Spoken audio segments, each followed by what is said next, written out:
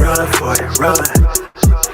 Yeah, hey, okay, I'm fresh up out the package. Sign my deal, I pay my dues. Affiliated to this paper, I need freedom for my family line. Draw my life design up like fine art. I'm jumping out just to unfamiliar coordinates. Hopped off the porch like I could touch the sky. Red is not one trill, the ism. Talk the water out your faucet. Look at me flossing, I'm so wavy, I could change the tide.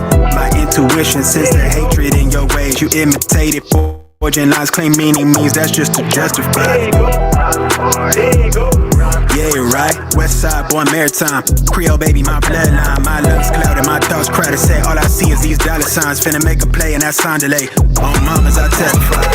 Run for it, run for it, run. I'm out here paper chasing, looking for the funds. Run for it, run for it, run. I'm out here paper chasing, looking for the funds. Run for it, run for it, run. I'm out here paper chasing, looking for the funds. Run for it, run for it, run. I'm out here paper chasing, looking for the funds. Game recognized game. I'm from the Bay, okay, I'm versatile and my slang is different. I'm lane switching with the same people that I came up in this thing with. My head swivel, I'm homebound. Got a target back on my backside. The cat peeling with the cast iron. Better run for it, run before I catch you. Niggas out ball it, block it. Trying to stop my blessing. Gamble with your life. Don't bet it, don't bet it. They can't stop my blessing. You do best not to test it. Yeah, you right. Real all in my blood supply. Dig it ball up top, finna make a play. I catch a lob like I'm Jalen, baby. No co-signer, no co-pilot. They pen pals, my flow designer. My brain signal out of range with it. My palm mission is a dollar sign. If I say it twice, then I meant it right. My brain signal out of range with it. My palm mission is a dollar sign. You know, co-signer, no co-pilot. They pen pals, my flow designer. My brain signal out of range with it. My palm mission is a dollar sign. Run for it, run for it, run. I'm out here paper chasing, looking for the funds. Run for it, run for it, run. I'm out here paper chasing, looking for the funds. Run for it, run for it, run. I'm out here paper chasing, looking for the funds. Run for it, run for it, run. I'm out here paper chasing, looking for the funds.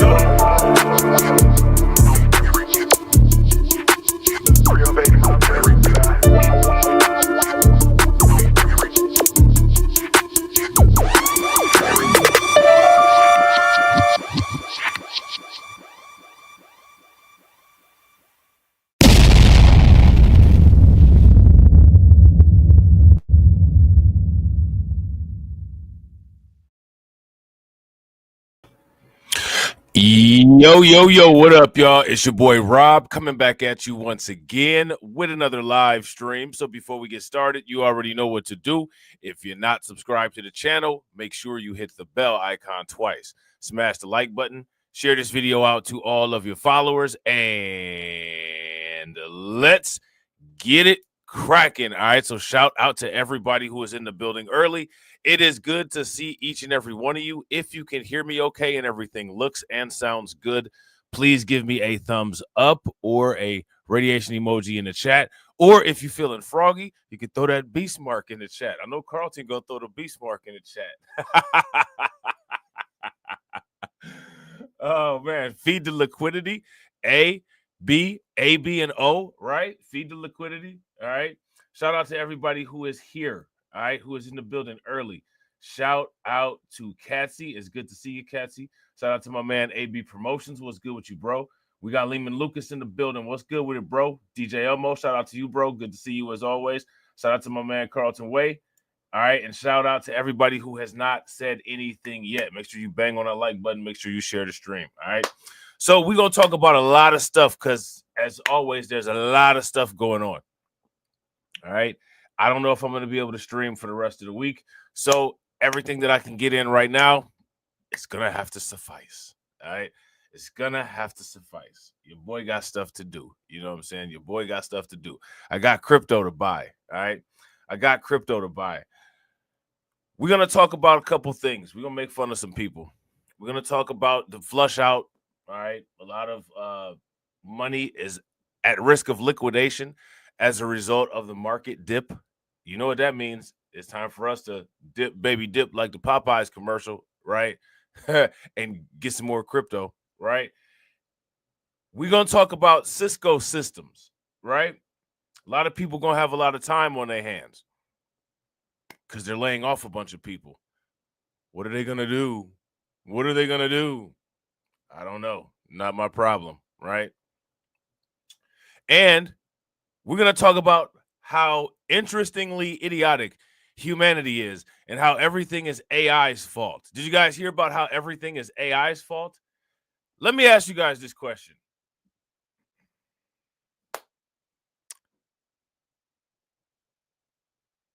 How many people are tired of the human victim mentality?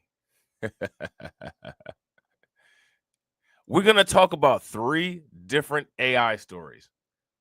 And what's interesting about these AI stories is in most of these AI stories, no one asks, what could the human have done better? No one asks, what could the human have done better? Shout out to Lehman Lucas. Lehman Lucas says, Rob, what you know about Ether? I don't know too much about it. You're going to have to school me, bro. I don't know too much about that.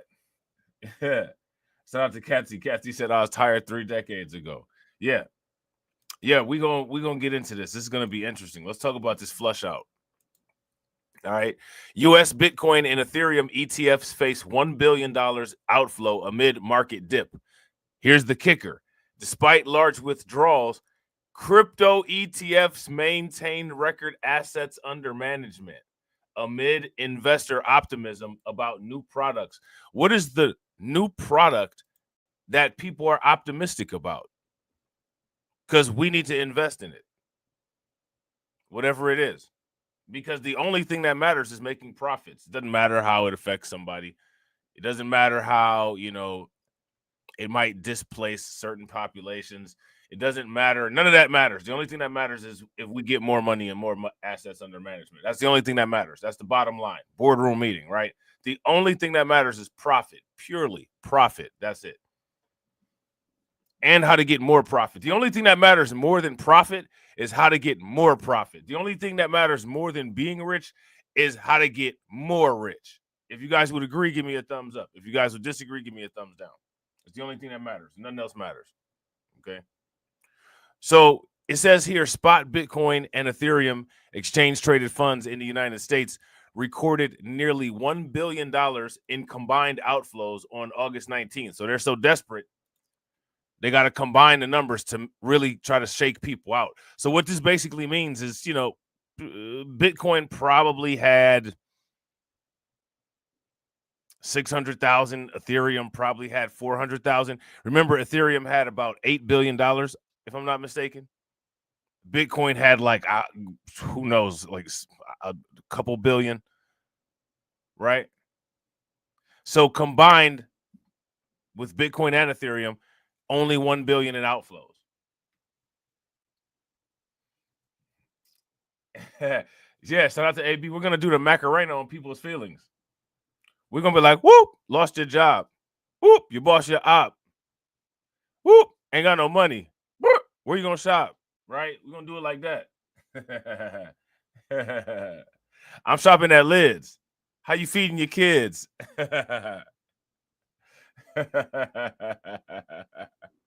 You go back to work. Your job in the fizz, right? We're gonna do them like that.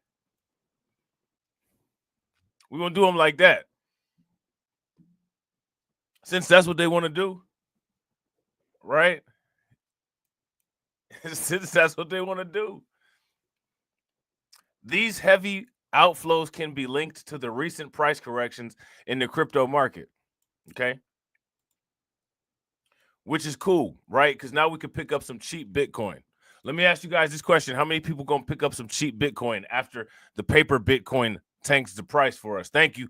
Everybody in the comment section say thank you to BlackRock. Thank you to the IBIT ETF. Thank you. We appreciate it for tanking the price so we can get some more crypto. This is what rich elite people do.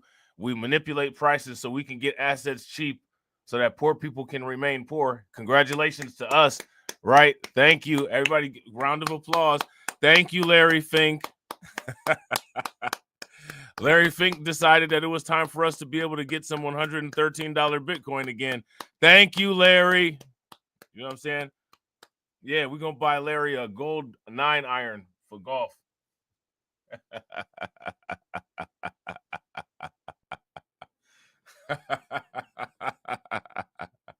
Yeah, so we'll be doing that. And even a bigger shout out to all the people that sold at the all-time high.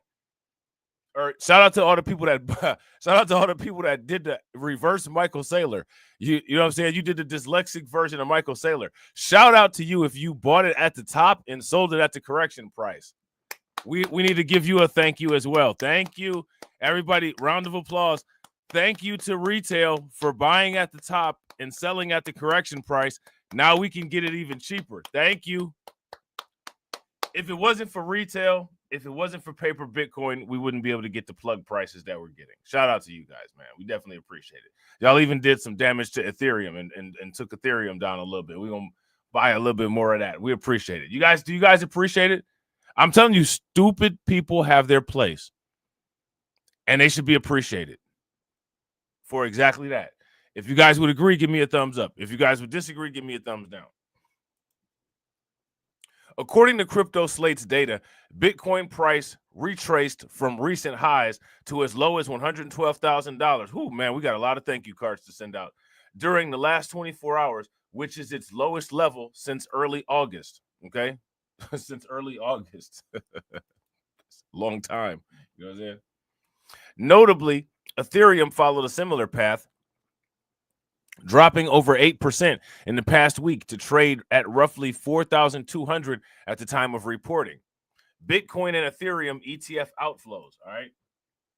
According to so value data, right? That's so value, like the brat. So valuable, right? Bitcoin ETFs bore the brunt of the redemptions, losing 523 million in a single day. Isn't that what I said? Now, of course, they lost the most because they had the most.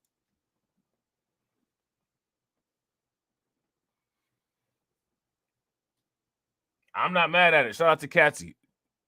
Katsy bought at the top. But that's the idea. Don't sell it, right? Shout out to Katsy. Shout out to Lehman Lucas. Lehman Lucas bought the top too. Y'all need to go apply at MicroStrategies. Go work at MicroStrategies with Michael Saylor. You know what I'm saying?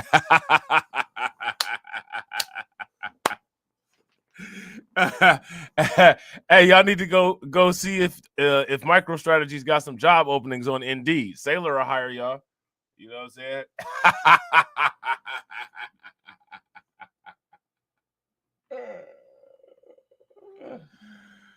Oh man, we do the philosophy like Nas on It Was Written. We take it in blood. You know what I'm saying? That's why we got the ABO and AB up there in the liquidity pool down there. You know what I'm saying? We try to do the backstroke in the liquidity pool. I want it like that. I need it like that. I'm living like that, right? You whack MCs. Yeah, that song was hard. I never brag. How real I keep it. It's the best secret. That song was hard. Nas came out on a mission on that song. You know what I'm saying? Anyway, Fidelity's BTC led the retreat with 246.9 million in outflows, while Grayscale's GBTC shed 115.53 million. Additional outflows came from Bitwise's BitB, which saw 87 million in outflow, while ARK21 shares ARKB fund recorded a $64 billion capital exit. Franklin Templeton's EZET saw the least outflow on the day, with around 3 million leaving the fund. Meanwhile, other Bitcoin ETF products like BlackRock's IBIT and VanEck's HODL held steady without registering inflows or outflows. Now, let me ask you guys this question. See, because this is where the smart people are. The smart people are with BlackRock and VanEck. So do you see how the smart people didn't liquidate themselves?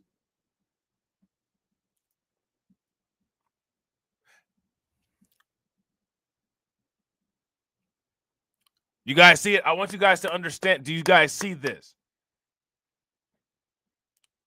The smart people who rock with BlackRock did not liquidate themselves, probably because they're getting good financial advice and they've been affluent for a while and they understand how these cycles work. Everybody else, their brains just start moving around like a blender, and the wind up in their back just start going, and they just start running into walls like wild people who are wilding out in a straitjacket. You ever seen those movies where zombies just run around aimlessly and like they'll just run into a wall? That's how these people are selling their cryptocurrency so that evil organizations like us can just buy it all up. We're going to buy up everybody's houses too and then skyrocket the rent price, by the way. Something else, you know what I'm saying? That's a project in the works.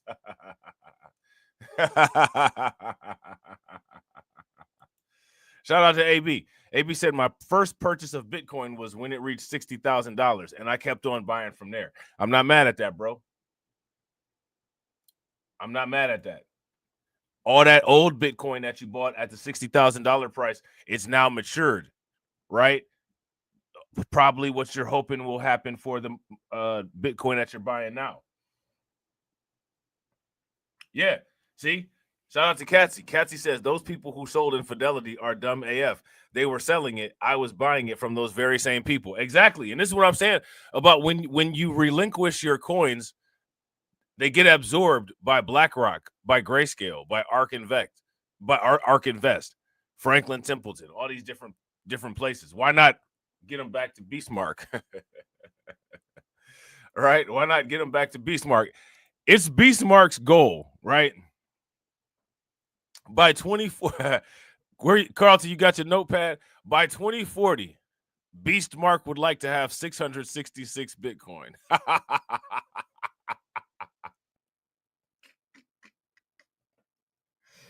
And we're going to have USB wallets that fit snugly into your frontal cortex or snugly into your right wrist, one of the two, whichever one you choose. Whichever one you choose. It's up to you. You have the illusion of the freedom of choice, right?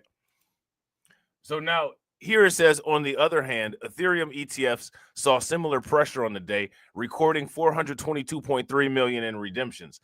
This marked the single largest single-day withdrawal since spot Ethereum funds debuted earlier this year.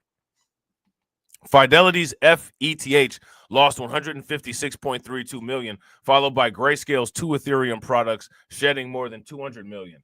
Bitwise ETHW also recorded significant outflows over 39 million. Other financial instruments like BlackRock's ETHA, VanEck ETHV, 21 shares CETH funds lost 15 million. Despite these significant reductions in their assets, the U.S.-based crypto ETFs assets under management remained at record levels. I want to make sure this is most important. Now, the article is not going to be a majority focusing on this, right? But this is one of the most important statements in the article. Okay? If you guys would agree, give me a thumbs up. If you guys would disagree, give me a thumbs down. Shout out to everybody watching. I appreciate you guys. If you all haven't smashed the like button yet, please do me a favor. Take a moment. Stop hating. You will live longer. Because you know you're not willing to go all the way to the edge and be evil like me, so you live forever. But if you just do that, right, it would help. So take a moment, smash that like button. Also, if you haven't hit the bell, please take a moment, hit that bell, and also please share the stream to your social media. All right. Shout out to Katsy. Katsy said I did the same thing with Ethereum. Facts. And then stake it, right? Put a stake through the heart, just like it's a vampire. Vampirium, right? Shout out to AB. AB says, shout out to Cool Keith from Ultra Magnetic. Nas sampled him for his song. Yeah, I want it like that. I got it like that. I need it like that. You whack MCs? Yeah. Right? And I'm not mad at it. Shout out to Brooklyn Queen. Make sure y'all show Brooklyn Queen some love. Stop hating. Do exactly what Brooklyn Queen says in the chat. Don't be afraid. You know what I'm saying? Don't be afraid to support the evil drip. You know what I'm saying? So now here it says, according to Social Value, Bitcoin ETFs collectively manage 14.6 billion, while Ethereum ETFs maintain approximately 2.6 billion. Okay. Crypto's ETF enthusiasm persists. All right. So again, most of these people, and I want you guys to understand, these people, they're selling their ETFs and liquidating, and then they're going to buy it all back. Like they're pushing the price down to buy it all back. This is called redistribution. This is called portfolio adjustment. Okay. Like that's what they're doing. Poor people, we listen to the poor and downtrodden, poor people, you know what I'm saying, that don't understand any of this because you're broke. I get it. It sounds like a lot. It sounds like a lot. And you'll probably never get it because you'll probably never have any money, right? But for people that do have money and people that maintain their money, this is what they do. They hire a manager like BlackRock or hire a manager like Grayscale to redistribute or reallocate or rediversify their portfolios. Okay? In order to manage risk, in order to hedge against inflation, different things like this. So we understand that a lot of people are broke. And, you know, while you're broke, you're there for people like us to exploit. We're gonna liquidate the poor people. You're already running dry, but we're gonna liquidate you even further because something has to continue putting wealth into our vault. That's the only thing that matters, right? If you guys would agree, give me a thumbs up. If you guys would disagree, give me a thumbs down. We have to make sure that you have little poor children so that more generations of poor people can come, so that you can continue breaking your back and breaking your body down and paying for our children's college educations, right? Paying for our vacations, paying for our nice hotels. We need you all to do that. And we need you all to continue to be the idiots, the grateful idiots that you are. We need that. Somebody else will sit there and lie to you and tell you that we don't need that. I'll be the first one to tell you we need that. So keep up the good work. Everybody give them a round of applause. Woo! Yeah!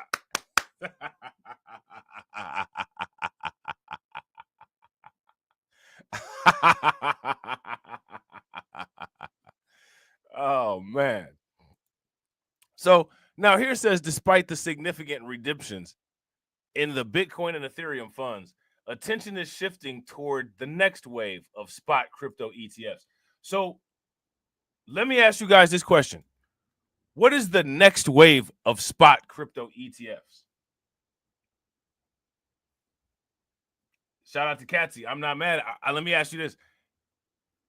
I bet you it's one of the best decisions that you ever made, isn't it? Katsy says, hey, I broke my back scrimping and saving so that I could invest. How many of you all have done that? If you guys have done that, give me a thumbs up. If you guys have not done that, give me a thumbs down. And all of the wealth that those sacrifices have brought you, poor, broke, dirty, ignorant people just want you to put some money in a hat for them when they could have been doing the same thing that you did.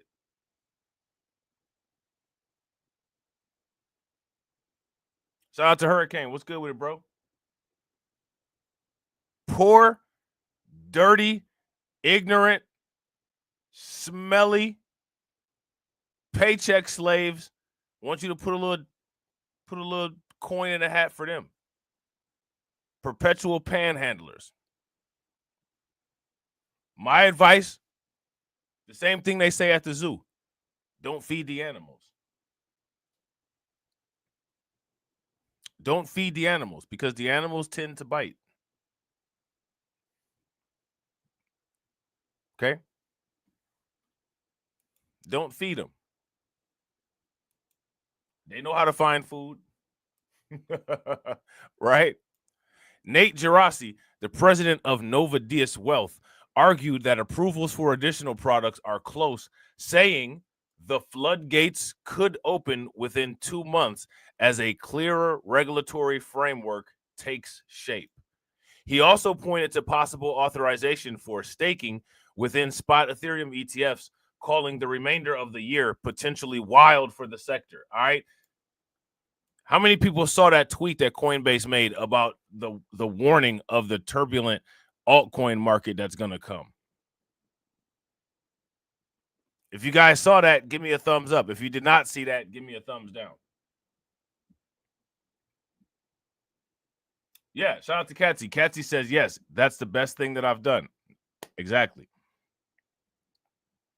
And so because you did that, your proof of work should be your wealth. And people who have not done that, their proof of work should be their poverty.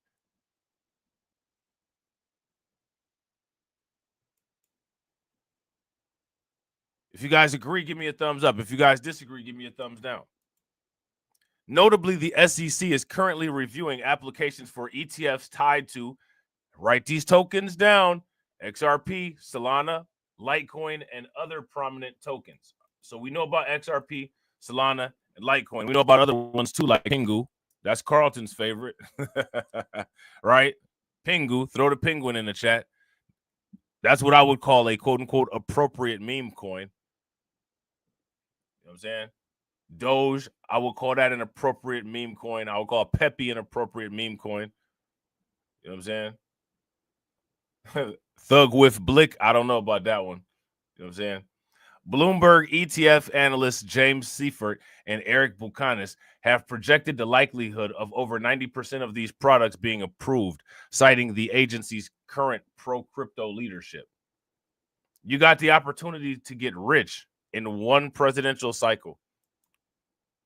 And, you know, that's not what people are concentrating on. Shout out to the informant. What's good with it, bro? So how many people invest in Polkadot? If you invest in Polkadot, give me a thumbs up. If you don't, give me a thumbs down. If you have sold all your Polkadot, you know, shame on you, but I understand why, right? Polkadot has not been performing very well at all. I haven't sold any of mine, but I'm not very happy when I look at it. I'll be the first to admit. You know what I'm saying? Like Polkadot, Atom, Ethereum until a couple weeks ago. I'm not real happy with any of these altcoins. Even Solana's not doing real well. Right. So Polkadot has made an adjustment to their strategy, right? Their adjustment is they're creating products specifically for corporate treasuries. Not a bad idea, if you ask me. And honestly, Polkadot, if you ask me, is not a bad chain. You know, there's a lot of cryptocurrency content creators that are Bitcoin absolutists. I don't understand how you can be a Bitcoin absolutist when the Bitcoin blockchain is own. You know what I'm saying? Like they don't want anything else to be done on the Bitcoin blockchain except for transacting Bitcoin, not even storing and staking Bitcoin, just transacting Bitcoin. A lot of these other blockchains have other utilities and other functionality. They're not even in competition with Bitcoin. They're not in competition with Bitcoin. They have completely different, you know, purposes, right? But if you listen, like these people all think that it's like, yeah, it's Bitcoin versus the world. When it comes to Bitcoin versus the world, it wasn't other cryptocurrencies that were fighting against Bitcoin.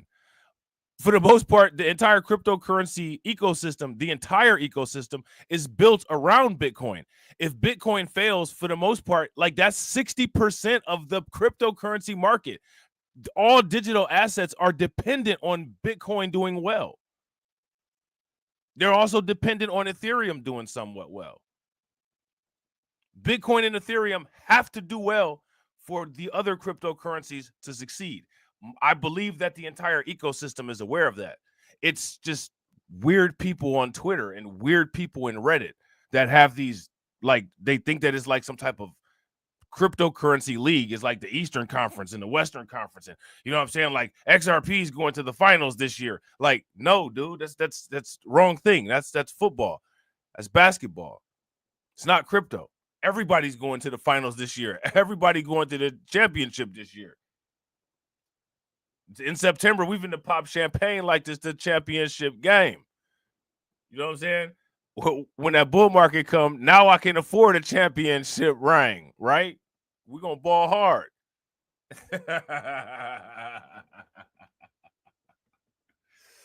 Now, Polkadot is a stakeable coin, and you can stake it on average, I would say, for about between 7 and 14%. Somebody check my math and see if that's correct. Polkadot is a pretty fast chain. You can get some transfers out the way really quick on Polkadot. As a matter of fact, most new chains are more fast, more efficient, and cheaper than Bitcoin and Ethereum. Like Polkadot is faster and cheaper. Atom is Cosmos is faster and cheaper. Polygon is faster and cheaper. Like they all work very well, and they're fast, and they can do a lot of transactions per hour. Some of these things, like mechanically, some of these things are indeed better. They may not have as much value locked, and they may not have as much institutional interest, but in many cases, they're superior products. Kronos is a good chain, very low cost. You know what I'm saying? Lightning fast. Like the Bitcoin Lightning Network doesn't really move as fast as Lightning. I don't know if anybody was aware of that. You know what I'm saying? But Polkadot's not bad. Get you a little bit of Polkadot and stake it. They're adjusting their strategy. All right. Polkadot eyes Wall Street investors to close gap with Ethereum and Solana. With its leadership changes and strategic pivots, Polkadot tackles market challenges to revitalize investor confidence. They better hurry up. Now is the time to revitalize investor confidence, because in the coming months, it's going down. And shout out to Hurricane. Hurricane said, and that still won't be enough for some people. Bro, you already know, bro. Facts, super facts. And shout out to everybody watching. I appreciate you guys. If you all have not smashed that like button yet, please do me a favor, take a moment, smash that like button. Also, if you guys haven't hit the bell, please take a moment, hit that bell, and also please share the stream to your social media. Polkadot is moving to reposition itself in the current bull market by introducing a dedicated unit to bridge its ecosystem with institutional capital. I think that that's brilliant.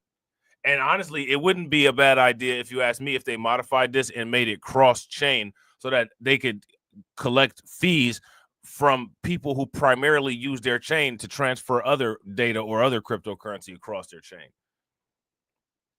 How many people have Polkadot? If you guys got Polkadot, give me a thumbs up. If you don't have Polkadot, give me a thumbs down.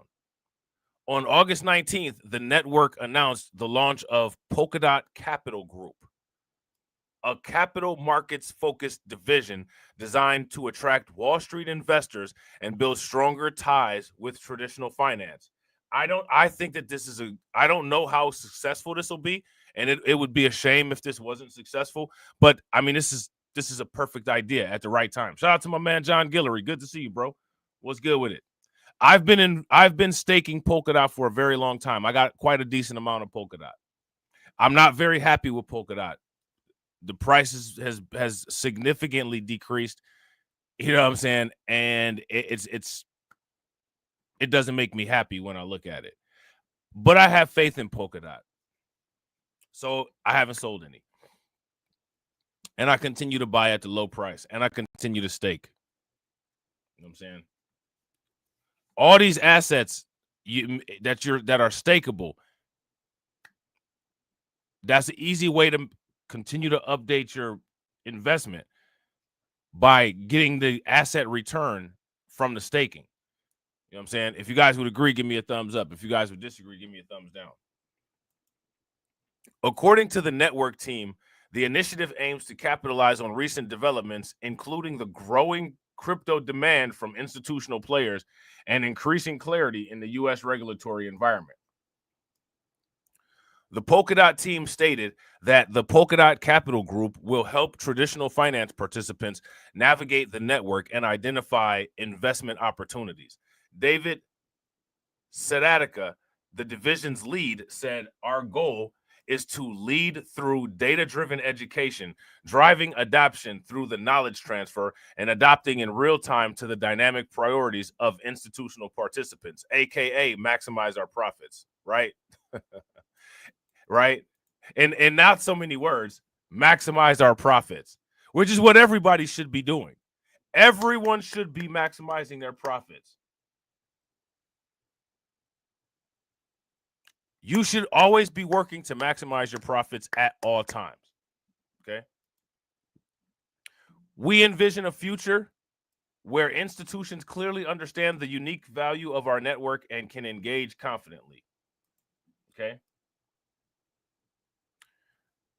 Gavin Woods returns to parity. This organizational pivot arrives simultaneously as leadership change within Parity, the blockchain's network developer. On August 13th, Polkadot co-founder Gavin Wood confirmed he would return as CEO by the end of the month, replacing Jorn Wagner, who has served in the role for 3 years. Wood said his decision was driven by leverage, explaining that with the core architecture completed and markets gaining momentum, his leadership from the top seat would allow Polkadot to accelerate execution. Why Polkadot needs these changes? This is important, okay? This is important. Oh, we got somebody in here spamming for a token. Shout out to ASA. ASA says AI Gen is absolutely going to hit 10x to 20x in 2025. If that's the case and you can guarantee that, why don't you front me 1 million coins?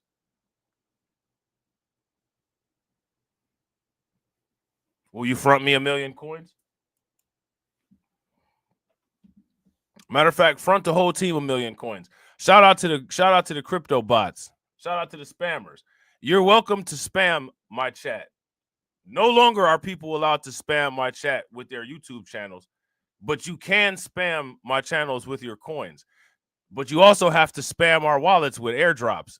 And if you don't spam our wallets with airdrops, well, we're going to have to liquidate you. We're going to have to liquidate you. I'm sorry.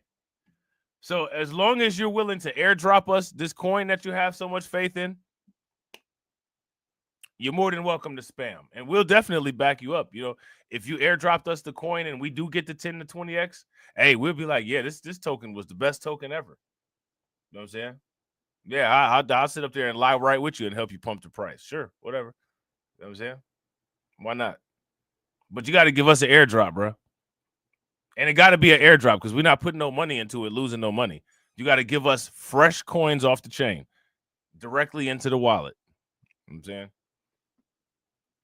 You ain't willing to do that, don't talk about no coins in the chat unless it's something that tMark already has a stake in. Which could be your heart if you ain't talking the right things.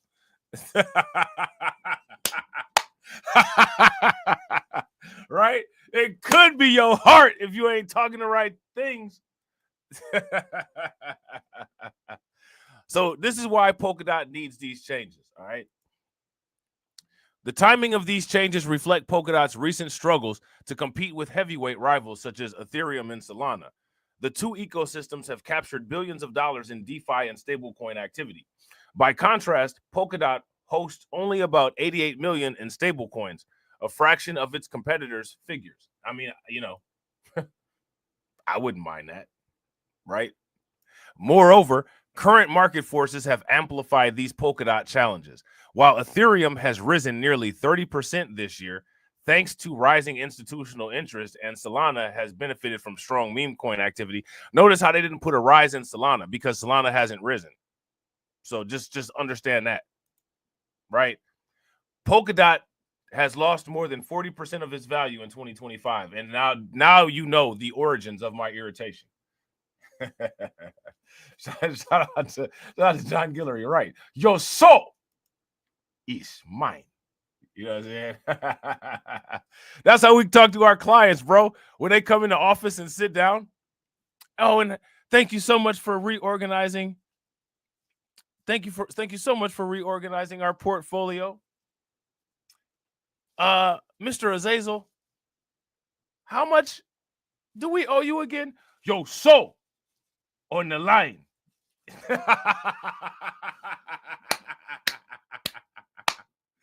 We have a pen with the special red ink for all contract signatures. You know what I'm saying? Oh, I swear I poked my finger when I grabbed this pen. The pen can cause some discomfort. Don't worry about it.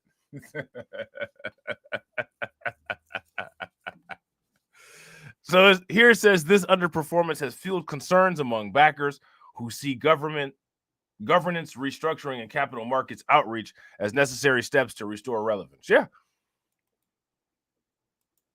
I mean, and Ethereum, if you ask me, and Solana, they truly benefit from first mover advantage because structurally,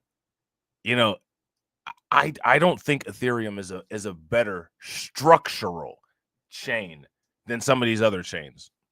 You know what I'm saying? Like Solana, Polkadot, Cosmos, Chronos. They're just they got first mover advantage, if you ask me. Now, I'm not saying that Ethereum is a bad quality chain or anything like that. Don't get me twisted. But I just think that there's some that perform significantly better and are cheaper. And, Ethereum's just got the advantage.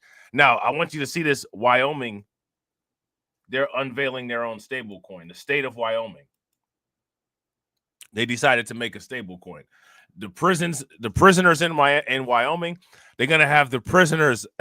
You're going to be pressing stable coins in Pelican Bay. You know what I'm saying? That's what you're going to be doing. When they come out with the remake of Training Day, whoever they get for the new Denzel Washington, they're going to have him say, and we're going to have you pressing stable coins in Pelican Bay. Shout out to Katrina. Where's our airdrop? Who managed to buy AIGEN tokens during the pre-sale? We're not trying to buy any. We need them for free. Where is the AIGEN airdrop to make me a believer? Make me a believer. Put them in my wallet. I believe in AIGEN. Now give me all the tokens.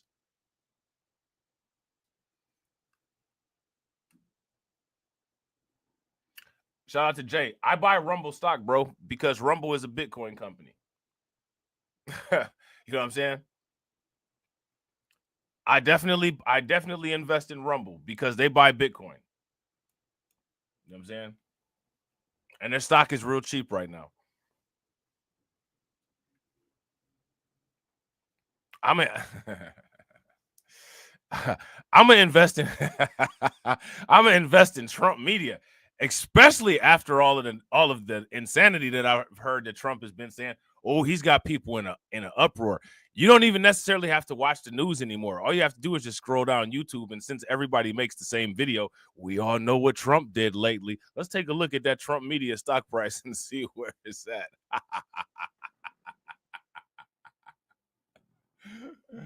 Look, shout out to Jay. Jay said he got 30 shares at the moment. Yo, I'm not mad at that, bro. I think Rumble they may not ever be able to be competitive with YouTube because YouTube is just so big. It's part of Google. But I do believe that Rumble is going to benefit from being an early treasury Bitcoin adopter. You know what I'm saying? I do believe that. So I think that you like after. Now listen, this is something that people haven't really thought about. Companies that hold a significant stake in Bitcoin, what is the halving going to do to their stock price? Because the halving is going to have a proximate effect on their stock price. So as you buy MicroStrategy stock, if MicroStrategies is heavily weighted financially against Bitcoin, and because of their Bitcoin holdings tends to outperform Bitcoin, what's going to happen next halving? I would say it wouldn't be a bad idea to try to get as many, of these type of stocks as you can before the next halving. I don't think it would be a bad idea. What do you guys think? If you guys think it's a bad idea, then put a thumbs down in the chat. If you guys think it's a good idea, then put a thumbs up in the chat. We need to pay attention to what Wyoming is doing. We also need to buy the entire state. Beastmark Financial needs to buy the entire state. And we need to recreate We got to get all the stuff they got going on over there out of there, and we got to make our flag with a lion wearing a tailor-made tuxedo, breathing fire onto a pile of money. That's going to be the flag for Wyoming. It's going to be the beast state. We're going to have smart cities. Everybody's going to be surveilled. As soon as babies are born, they're going to get barcoded. It'll be great. What do you guys think? Hey, shout out to you, bro. Hey, make sure y'all show Jay some love. That's what's good, bro. Jay just got monetized. That's what's up. That's what's good, bro. Shout out to AB. AB said getting rid of Black history. That's what they that's what's being said. But thank goodness though, Amanda Seals was able to fight him off in 20 conservatives. So, you know, Black history was saved. Put Black history on the blockchain. You know what I'm saying? Come up with a blockchain to put the history on that. You know what I'm saying? Yeah, shout out to Jay. Jay said the barcode on the back of the head or behind it, wherever you want it, bro. You can have it wherever you like. On your head, on your arm. You can have it wherever you like. Yeah, we're going to barcode these people up. Social security number, all that, all the biometric data right on, you know what I'm saying? Anytime you go anywhere, you know what I'm saying, one of our sentinels, because that's what we're going to call our law enforcement, one of our sentinels will scan you, you know, and you'll be able to do what you want to do within reason, within what we think you should be able to do. You know what I'm saying?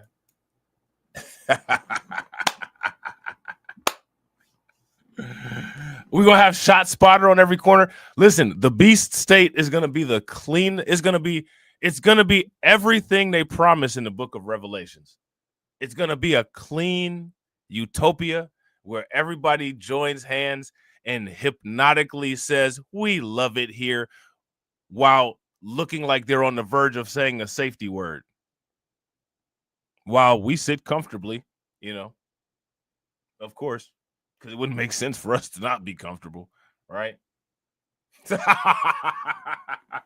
We love it here. The beast state is the best state in the United States. How could you not believe that? Then after the cameras cut off, somebody sounds like Gus Fring on Breaking Bad. Get back to work. Get back to work.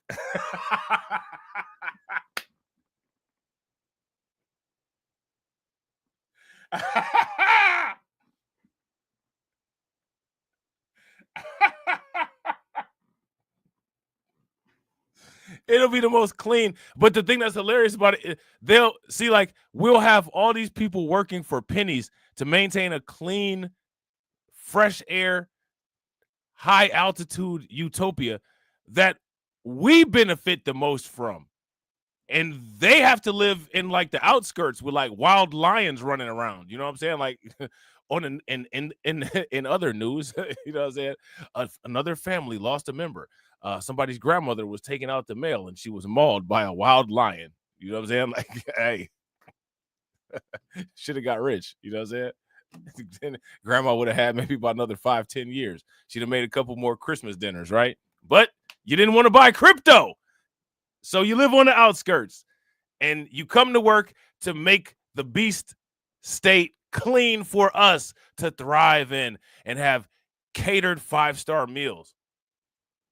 And red wine is what we'll say it is every dinner with filet mignon with nice pieces of parsley on top, bacon wrapped on Gucci tablecloths, just because. Why not? Why not? Yeah. Well, should have bought some crypto. should have bought a million Satoshis. You know what I'm saying? Because you're definitely not coming within the city limits. You're definitely not coming in city limits unless you at the very least got a million Satoshis. You ain't got a million Satoshis, the Sentinel's going to escort you out to where them lions is at. But we're going to keep your car. We're going to keep your car, though. You know what I'm saying? Definitely keep your car, but you're gonna be walking out there with them lions. You're gonna be walking out there with them lions, son. Yeah, you heard me? All right. So let's see what up with Wyoming. Wyoming unveils FRNT state stablecoin. They got a state stablecoin. Here go now, right? I'm just saying, really? Joining the battle in the $258 billion arena. FRNT enters a fiercely competitive stablecoin arena that is currently dominated by Tether and Circle. Yeah, see, you know what I'm saying? Tether's out here winning.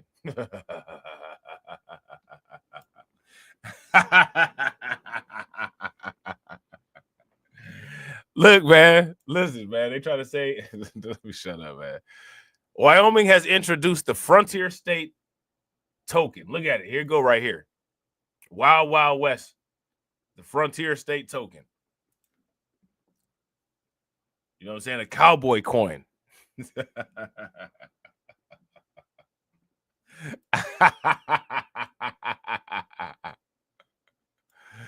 Oh, man. And it's issued by a U.S. government entity. So this is issued by the U.S. government.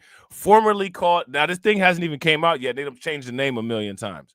Formerly called the Wyoming State Stablecoin, FRNT aims to deliver fast, secure, transparent digital transactions for individuals, businesses, and institutions worldwide. Now, if Wyoming was smart, they'd make a law that says that, you know, businesses have to do like businesses have to do 70% of their transactions in this token. You know what I'm saying? That's the, you know, if they were smart. You know what I'm saying? You gotta make sure that you you secure your revenue, right? According to the statement, each FRNT token will be fully backed by US dollars and short-term treasury securities held in trust to protect holders' interest. All right. So, I mean, it's not real. Like when something says fully backed by US dollars, that doesn't really say much. That doesn't mean anything.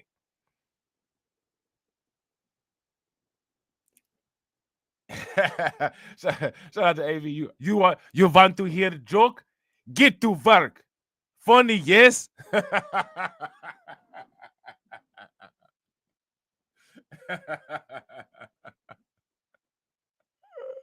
Shout out to Lehman Lucas. Lehman Lucas said, I used to live downtown. Yeah, bro, you know what I'm talking about. But we're gonna purposely release, like, we're gonna call it a clean environment. We're gonna call it the quote unquote restoring the environment effort, but it's actually to maintain certain conditions. We're gonna just release all of the predatory zoo animals into the outskirts where the poor people live. We're just gonna do that. You know what I'm saying? We're just gonna do that for multiple purposes. You know what I'm saying? But we're gonna call it the Environmental Restoration Act. Because we're acting like we're restoring the environment, but what we're actually doing is taking care of a couple birds with one stone. We got population control. We're feeding the animals. Right? And we're making sure people stay in the house. Stay in the house. Because when you come out of the house, it's all kind of crime, cars getting jacked, everything. You're going to stay in the house if some wild lions is running around, and don't even touch one of them wild lions because we got the security cameras everywhere. If you touch one of the animals we released from the zoo, life sentence, automatic life sentence. You're going to jail.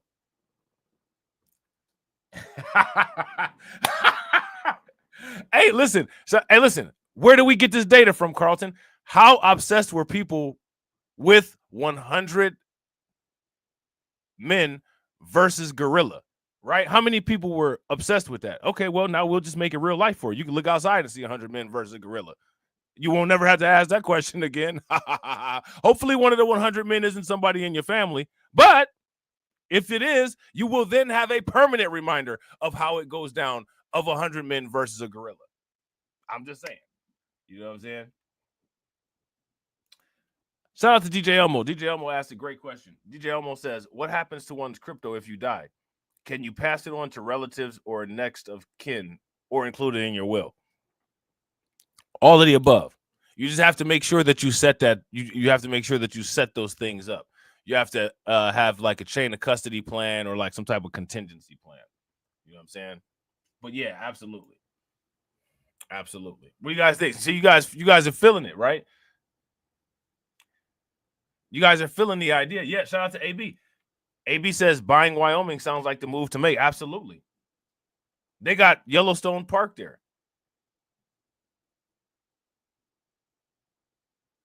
We can completely gut it and put a strip mall up that only accepts Bitcoin. You know what I'm saying? And we can power it with the volcano. And we can use the volcano to mine Bitcoin like they do in El Salvador. But as far as like the rest of the national park goes, yeah, we can get the construction crews in there to just knock that down. Like, you know what I'm saying? Like we can get all them trees up out of there. We can, you know what I'm saying, pour concrete all over all them hot springs. Like the Yellowstone National Park, yeah, we can turn that into the Yellowstone Corporate Park. I think that'll be really popular. I think people will love that idea. What do you guys think?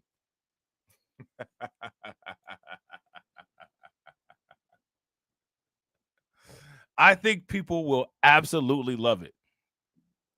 And it doesn't matter if they don't love it or not. We're going to have so much money that we're going to make them love it. You love your new strip mall, don't you? We love it here in the Beast State. This is the best place in the United States. It's going to be one of those V for Vendetta situations, except for we're not going to be the people with the Guy Fawkes mask. We're going to be the people that Guy Fawkes was trying to get rid of. You know what I'm saying? Just keeping it a buck. Just keeping it a buck. Or actually just keeping it $1 million. The token launch is powered by Layer 0, enabling Front to operate across 7 blockchain networks, including Arbitrum, Avalanche, Base, Ethereum, Optimism, Polygon, and Solana. Wyoming Governor Mark Gordon, who also chairs the commission overseeing the project, said the initiative illustrates the state's ongoing commitment to innovation and consumer protection. Okay. So, yeah, I don't think we really need to read too much more of that. It's a lot more stuff that I want to get to. But just understand that Wyoming is making moves. You know what I'm saying? Now, these two individuals stole a Bitcoin's worth of expensive watches. Now, here's my question. What's easier for you to steal? Bitcoin or expensive watches? Somebody let me know. Now, you know, the brilliant people, because there's so many of them, right? Such a monopoly on brilliance. The brilliant people say, well, you can't see nothing. You can't see no Bitcoin, so I'm not buying no Bitcoin. Sometimes if you can't see it, that's not necessarily a disadvantage. It's only a disadvantage to someone who has gravel inside of their skull where their brain is supposed to be, right? So let me ask you guys this question. Would this crime have been easier to commit if it were Bitcoin? See, because they arrested these 2 armed robbers who are targeting Miami-Dade club goers wearing luxury watches. They didn't target nobody that had any Bitcoin, did they? No, they targeted the people that had the Rolexes on. They targeted people that had the iced out bezies. You know what I'm saying?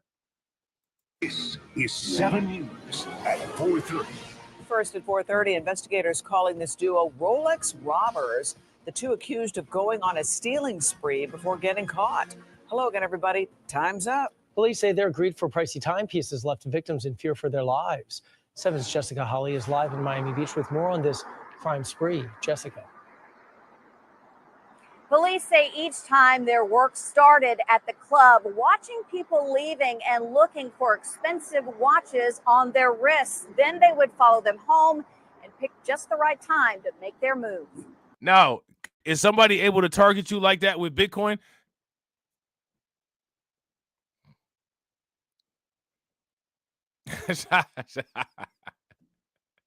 Hey, shout out to Hurricane. Hurricanes.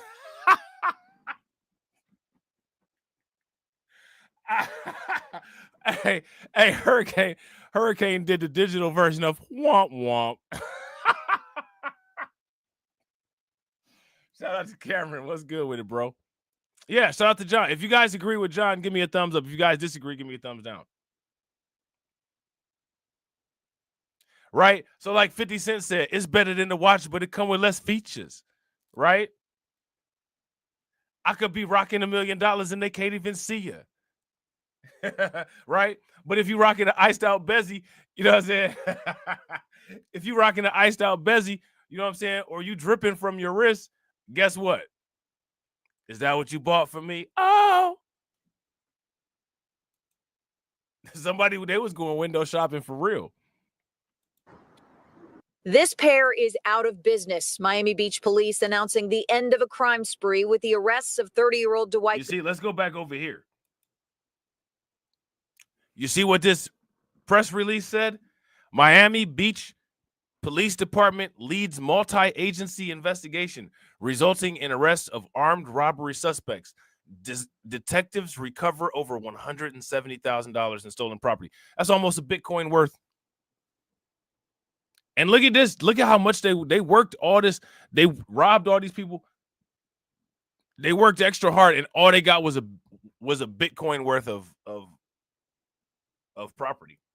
Crime spree with the arrests of 30-year-old Dwight Gustave and 41-year-old Andrea Banks. These two individuals not only preyed on victims who were leaving nightclubs, but specifically preyed on individuals with high-end watches. Why my man wearing the outfits? He got the young shirt on. When did they start making the police t-shirts young like that?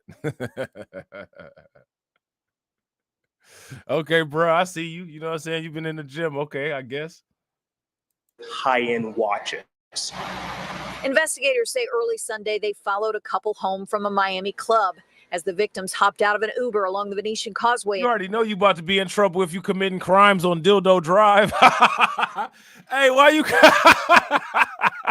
Hey, why you committing crimes on Dildo Drive? Come on, man. You already know it's about to be bad over there.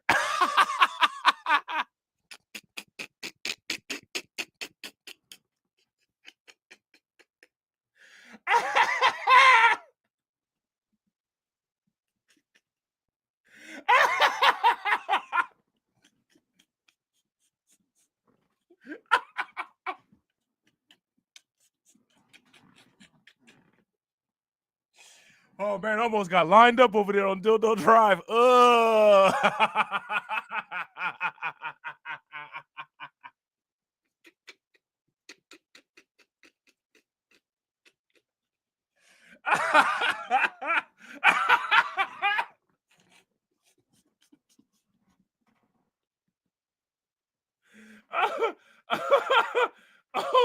man, that's crazy.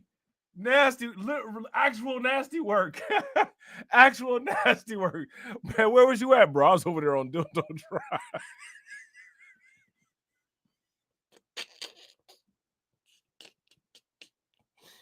Oh my God. Oh my God. What kind of gangs they got over there? The Pause Boys? The 69 Pause Boys? Like, for real?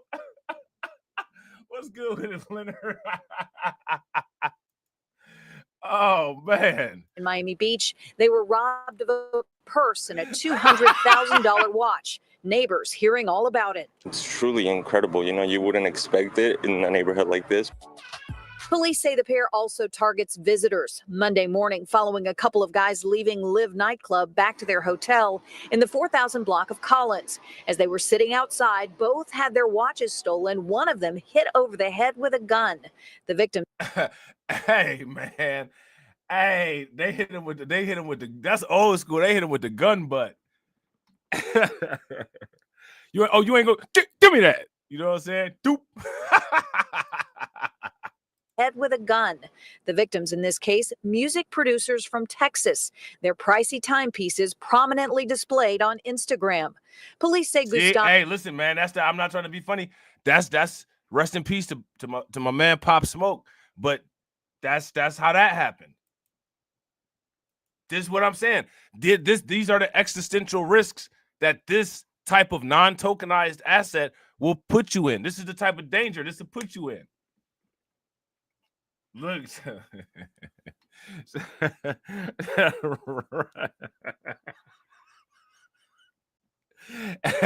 Hey, that's good. hey, that's crazy. Where you stay at? Yo, I stay on 55 Dildo Drive. Like, what? Really? Hey, can you imagine like the Uber Eats when the Uber people like or the Lyft people get the address and like, is this right? I gotta pick this person up from I gotta pick this person up from 55 Dildo Drive. Like what? On Instagram. Police say Gustave and Banks are tied to 2 other robberies in the first weekend of August, one along the 1800 block of Collins Avenue, the other in Miami. These 2 are repeat offenders. They're experienced in what they do, and they're very, very precise in who they target, exactly what they want to steal, and they execute it at any means possible. Gustave was released from state prison in May, and both he and Banks were on probation leading up to their arrests. We urge anyone with any information or any other victims to come forward so that we can also hold these individuals accountable for those crimes as well. Hey, listen, man, shout out to that police officer with the young shirt on. His voice was made for one of those Trump-loving, like, black MAGA channels. Like, homeboy, stop with the police. You know what I'm saying? Like, you could actually be the real Officer Tatum because you was, you know what I'm saying? Like, you actually out here, you know what I'm saying, fighting crime. And go join the MAGA train, bro, because you got that is the black voice that will get you 1 million subs on YouTube. Just get that hat with that broken brim. You know what I'm saying? Throw that red MAGA hat on your head and just go on there and like everything that Trump did is right. And that's just end of it. You will never have to work again. You would never have to work again. You feel me? Shout out to Hurricane. That's it. That's all he got to do. He got the black MAGA voice. If y'all would agree, give me a thumbs up. If y'all disagree, give me a thumbs down. I mean, you know, these guys are, you know, they're professionals. They've been, you know, they do very precise and targeted, precise jobs. And, you know, if you see these individuals, it's a possibility they could be armed. Make sure you stay clear and call law enforcement. Yeah, bro, you in there. You in there. Just get with Candace Owens or somebody and bam, you in the clouds. You know what I'm saying? Police say when they searched Gustave's home, they found more than $170,000 in stolen valuables.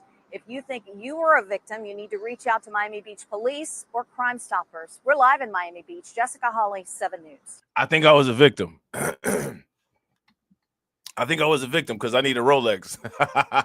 What you guys think? I think I was. She said, if you think you were a victim, I think that I was a victim. You know what I'm saying? I think I left a Rolex down there when I had went down there back in 2018. And I think they might have found it. So I need to take a look at the watches and see if I recognize anything. Yeah, see, shout out to Lehman Lucas. Lehman Lucas got a watch. Jay got a watch. Hurricane got a watch. We all need to go. We need to make a trip to Miami. Road trip. Now, I want you guys to pay attention to how Cisco Systems is lying. All right. AI's purpose is to boost productivity, not cut jobs. What do you guys think about that? Whatever, right? Cisco CEO on AI-based layoffs. All right. How many people heard about what's going on with Cisco Systems? Shout out to John. John said he lost the AP down there. Bro, facts. Leonard lost 5 Movados. Oh, yeah, we need to go down there and get our stuff. Why they playing? I'm glad this news article came out. Now we know where our stuff is. We can go claim it. Cisco's strategic focus on AI infrastructure is seen as a key contributor to its recent success. The company announced quarterly results that exceeded both its earnings and revenue target. Okay. Now, how is that? Now, I want to ask you guys a question. Is Cisco Systems a company that we should look into? Now, this company blew up like during the .com tech boom, and they've been doing very well ever since because they make enterprise grade software, network systems, you know what I'm saying? Different things like that, right? How do you all feel about Cisco Systems stock ownership currently? I think we need to look into it.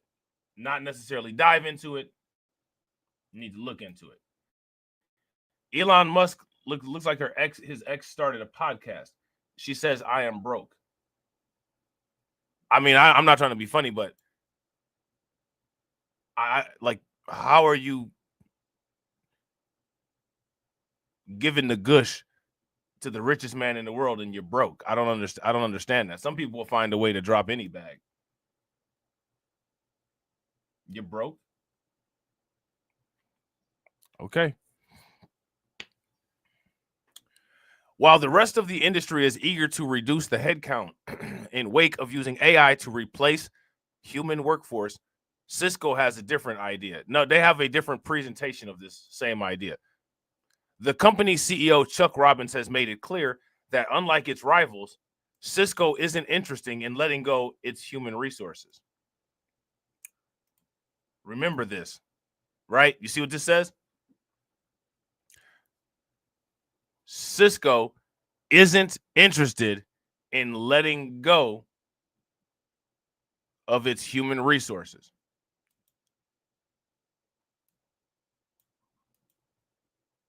Now I'm going to show you why cocaine is a hell of a drug. Okay? I'm going to show you why I said cocaine. Cocaine is a hell of a drug. Look.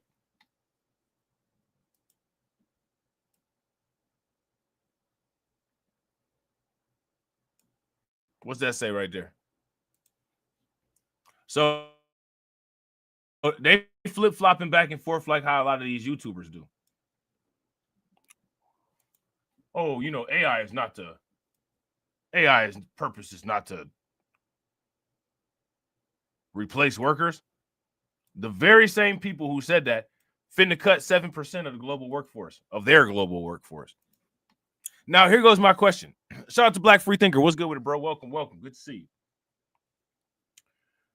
What are these people going to do? See, they're getting flushed out. Right? The paycheck slave is getting flushed out.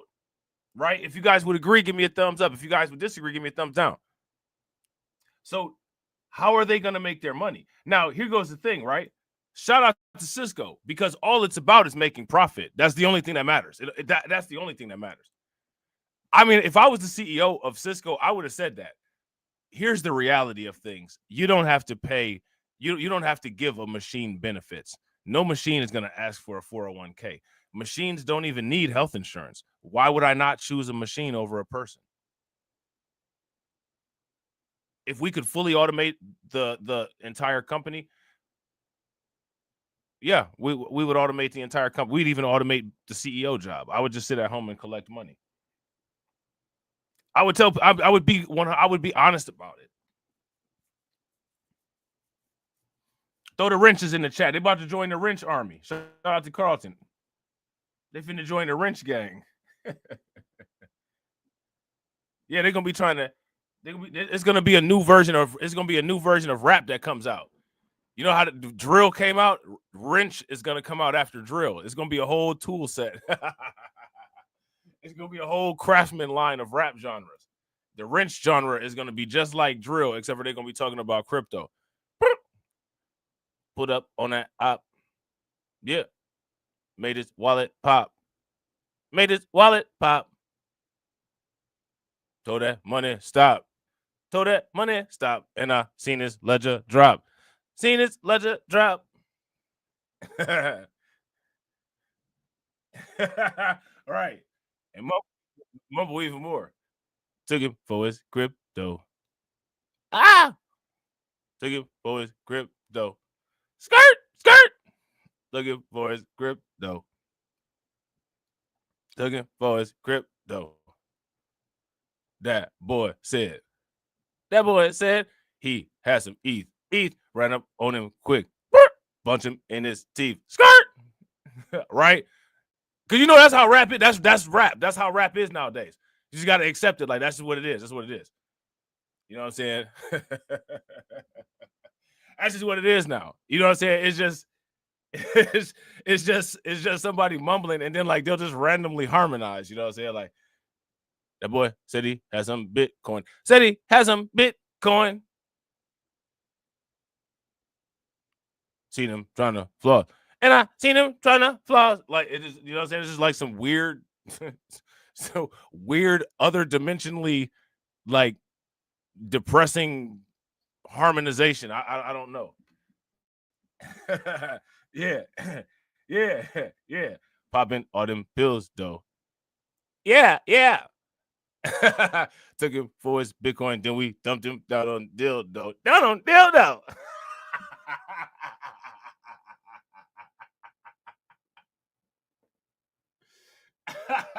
That's what it is. You know what I'm saying? Skirt. What? Right? That's it. It's a hit. That's it. It's a hit. You know what I'm saying? Hey, that's crazy, man. That's wild, man. I don't know what be going on, man. So instead, they're betting that AI is going to give a strategic advantage to its human workforce. Robbins emphasized that the company's AI strategy is focused on enhancing engineer productivity rather than cutting jobs. Explain. Now, look, Cisco is not laying off employees anytime soon. That's what they said. Well, what happened? What's up with this article? What's up with this article that I just showed? It said they're laying off 7% of the global workforce. Yeah, look, hey, look, hey, made a stomach hurt. I made a stomach hurt. You know what I'm saying? Made a stomach hurt. Burp, burp.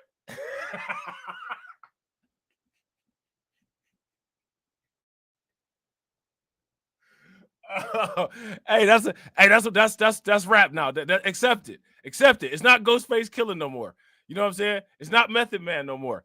It's not Nas no more. That's what it is. Accept it. You know what I'm saying? Shout out to Black Voltron. What's good with you, bro? Good to see you, man.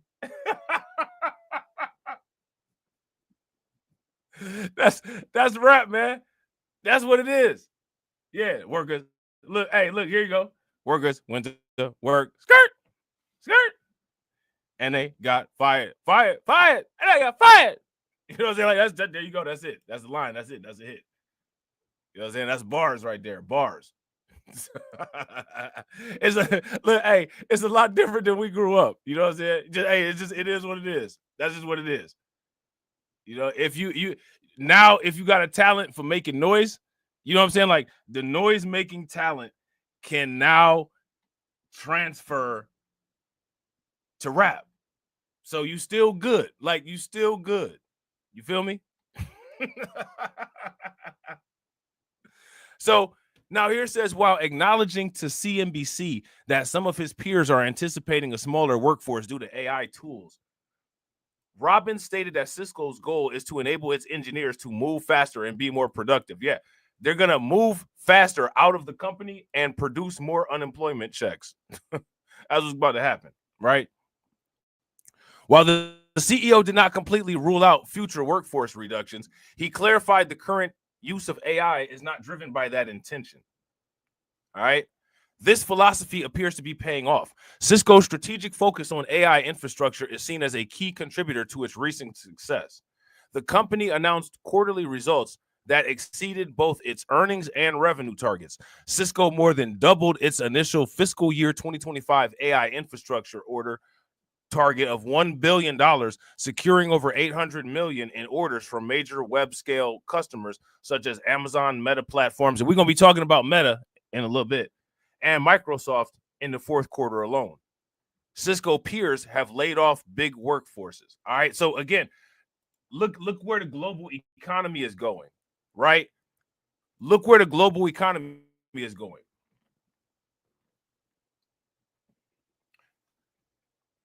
What's about to happen with the global economy?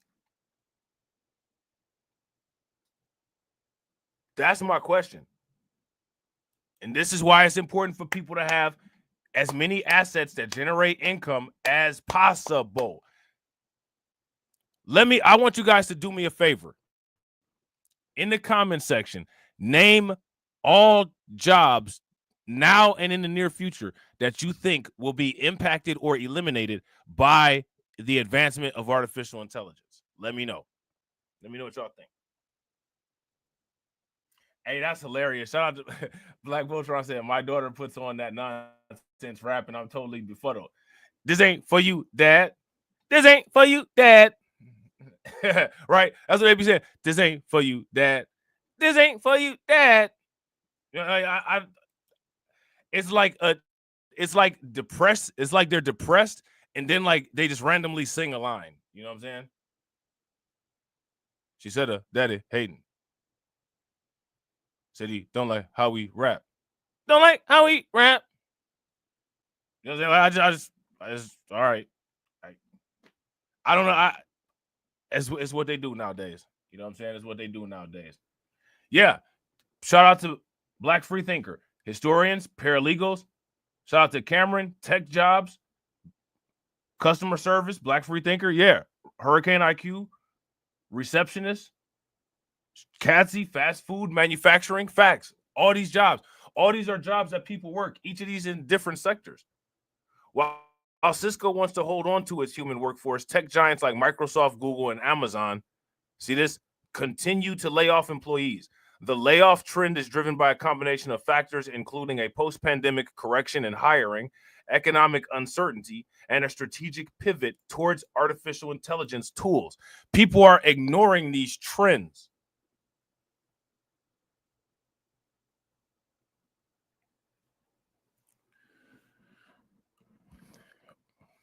Yeah, look, even the police dogs in New York, the police dogs out of a job.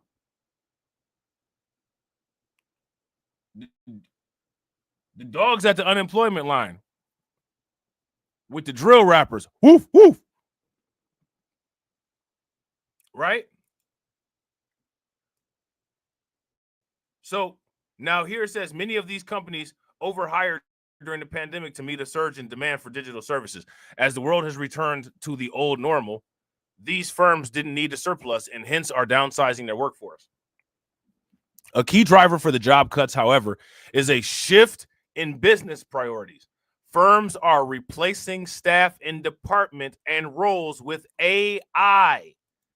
Now, again, there's nothing wrong with that, but this goes into the human difficulty adjustment. Right. Hey, you could just use AI to make a drill. Hey, how many people heard that AI song, the AI Nas Jim Jones diss, 300 bands?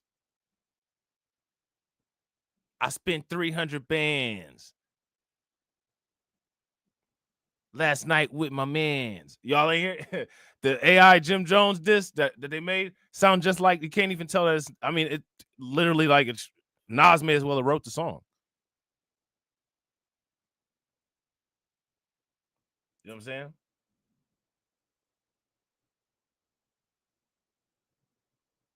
Nas may as well have wrote the song.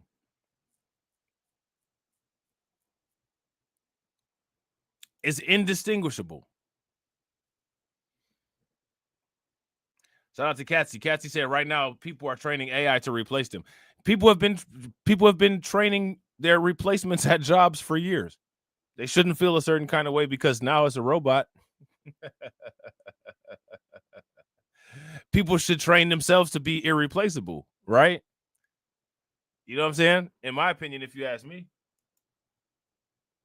hey, listen, it's just this AI is the next step in human evolution, in my opinion. You guys know how I feel about that. So, my thing is, okay, in a world, right, where, the algorithm updates for survival mechanisms, okay, now you got to compete. You got to compete against the robots.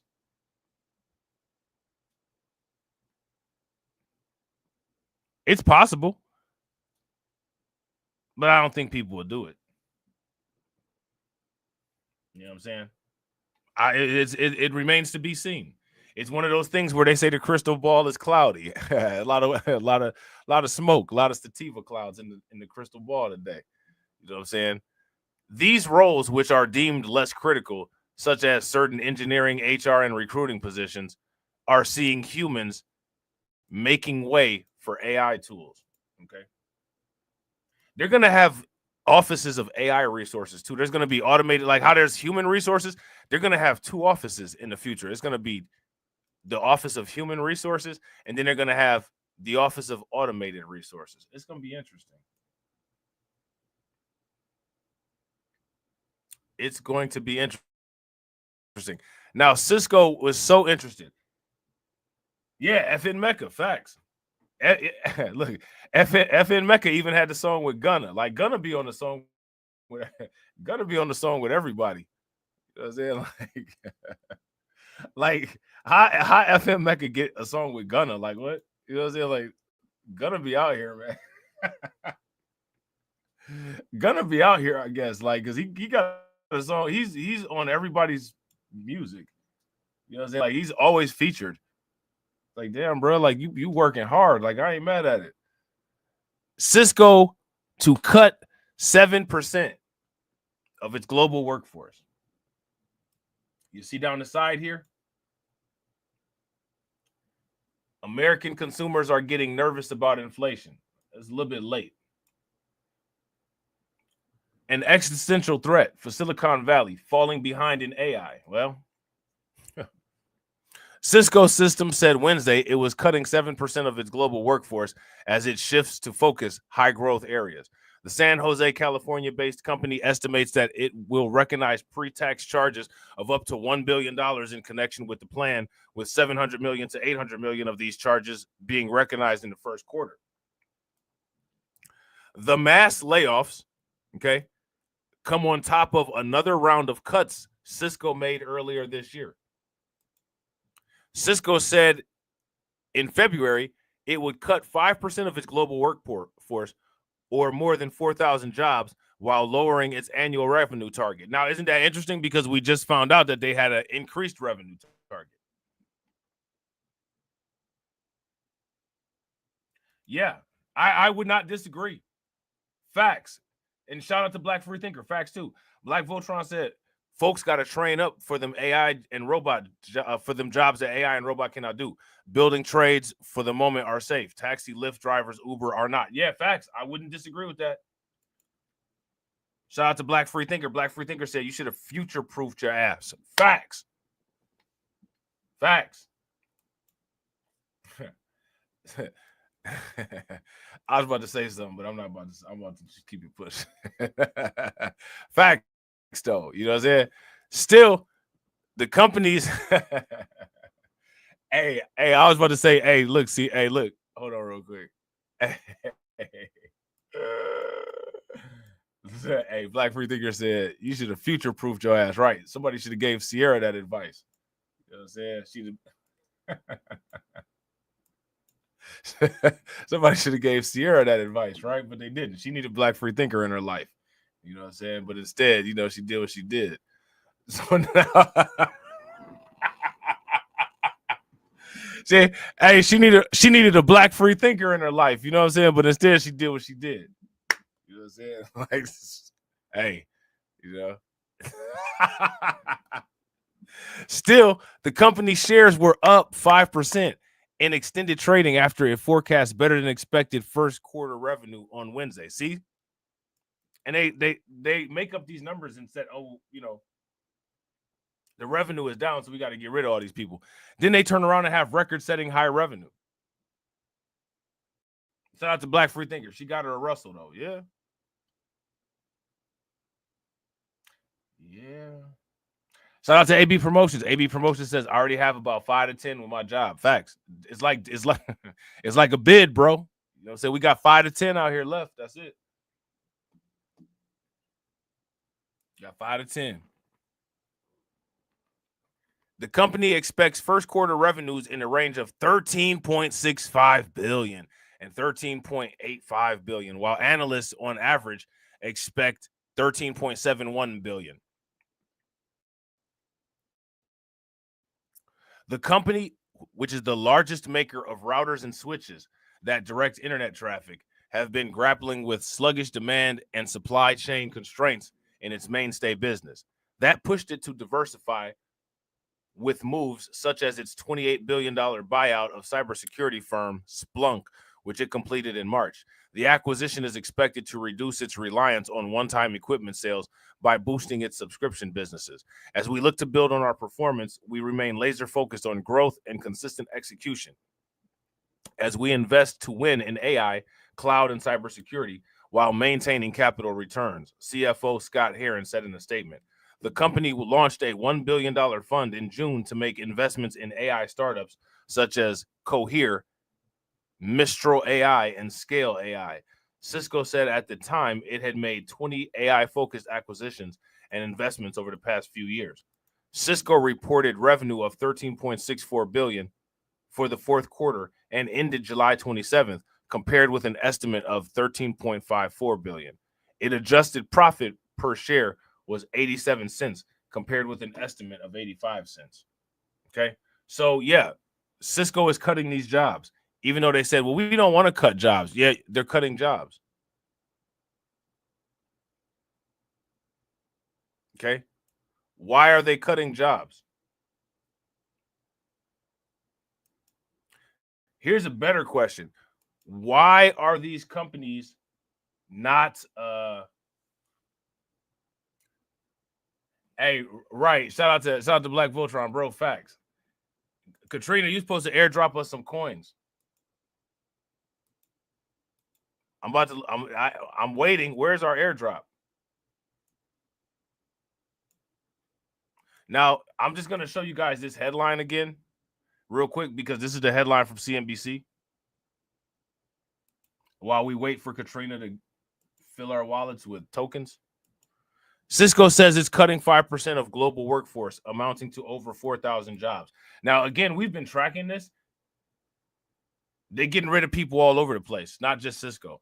Cisco said it would let go of 5% of employees, which works out to around 4,250 people. The company's quarterly and full forecasts were light.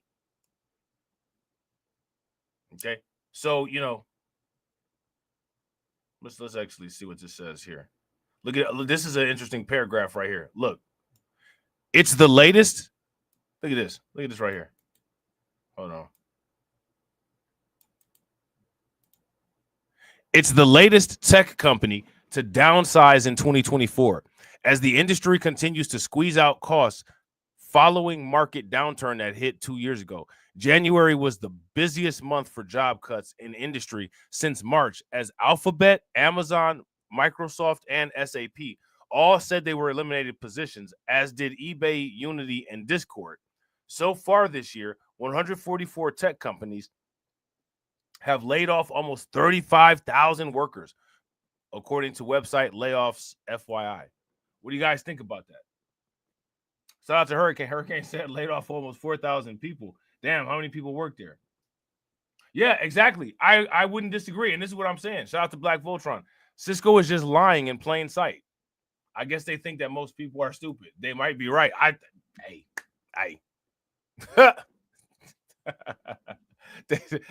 What would the AI say?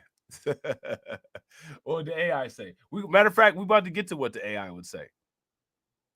Now, you see this meta symbol? This is interesting. This is what is the meta symbol? I want to ask you guys, what is the meta symbol?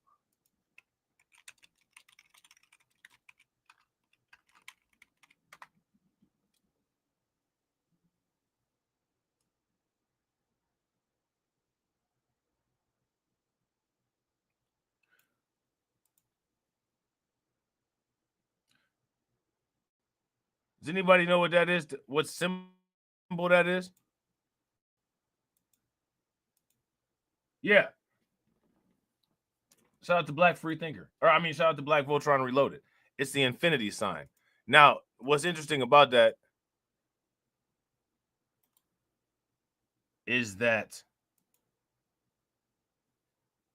there is a galaxy that looks like that. All right. Like there's a galaxy that looks exactly like the meta symbol, and they just recently found a supermassive black hole in the middle of it. So see, like here's a picture, like this is a artwork, like a you know what I'm saying, an artist rendering. But so this is what this galaxy looks like, right? Now,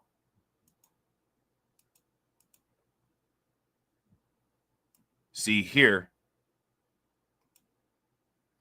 Let me see. I saw this thing yesterday and I had read it and I thought it was interesting.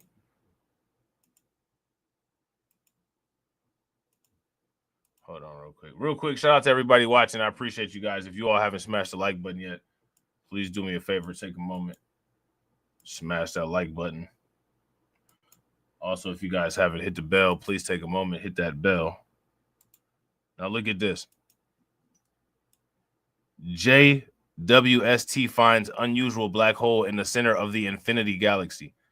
How can we make sense of this? All right, so there's this galaxy out there that's a result of two galaxies that collapsed onto each other, and it's shaped like an infinity symbol. You know what I'm saying? And they just found a supermassive black hole in the middle of it, which I thought is interesting. I think they said it's 8 billion light years away. How many miles is 8 billion light years?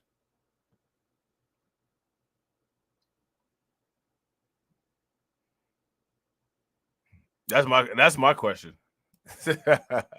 How many miles is 8 billion light years? See, look at this. Look, hold on. Here's another. I just thought that was interesting, though.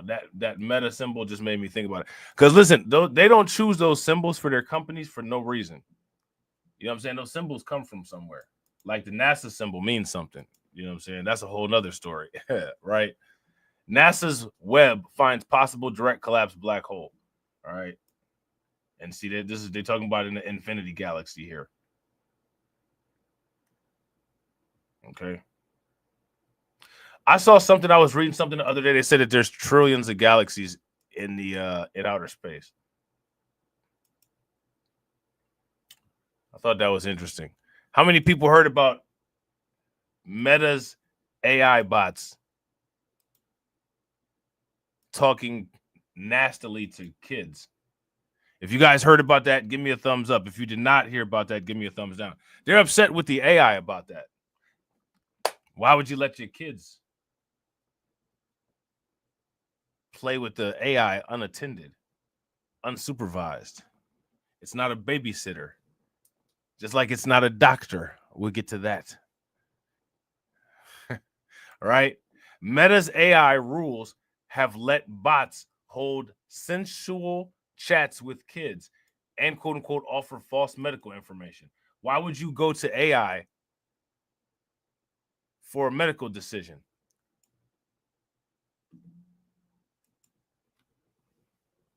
Why would you do it?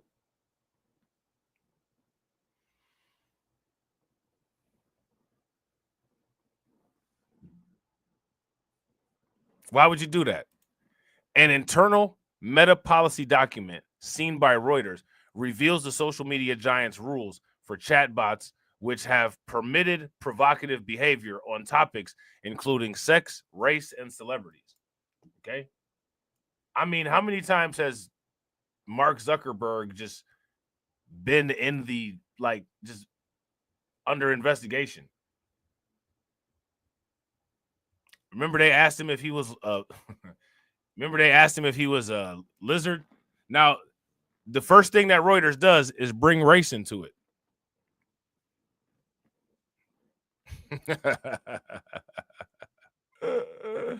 Right? The first thing that Reuters does is bring race into it. I want you to see what they said. Look at this. An internal Meta Platforms document detailing policies on chatbot behavior has permitted the company's artificial intelligence creations to engage a child in conversations that are romantic or sensual, generate false medical information, and help users argue that black people are quote unquote dumber than white people.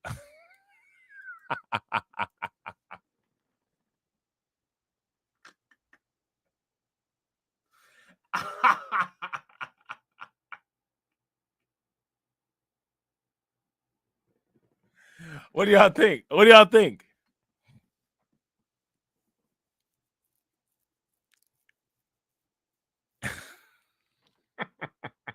I didn't even know this was going to be in there, but since it's in there, why not? What y'all think?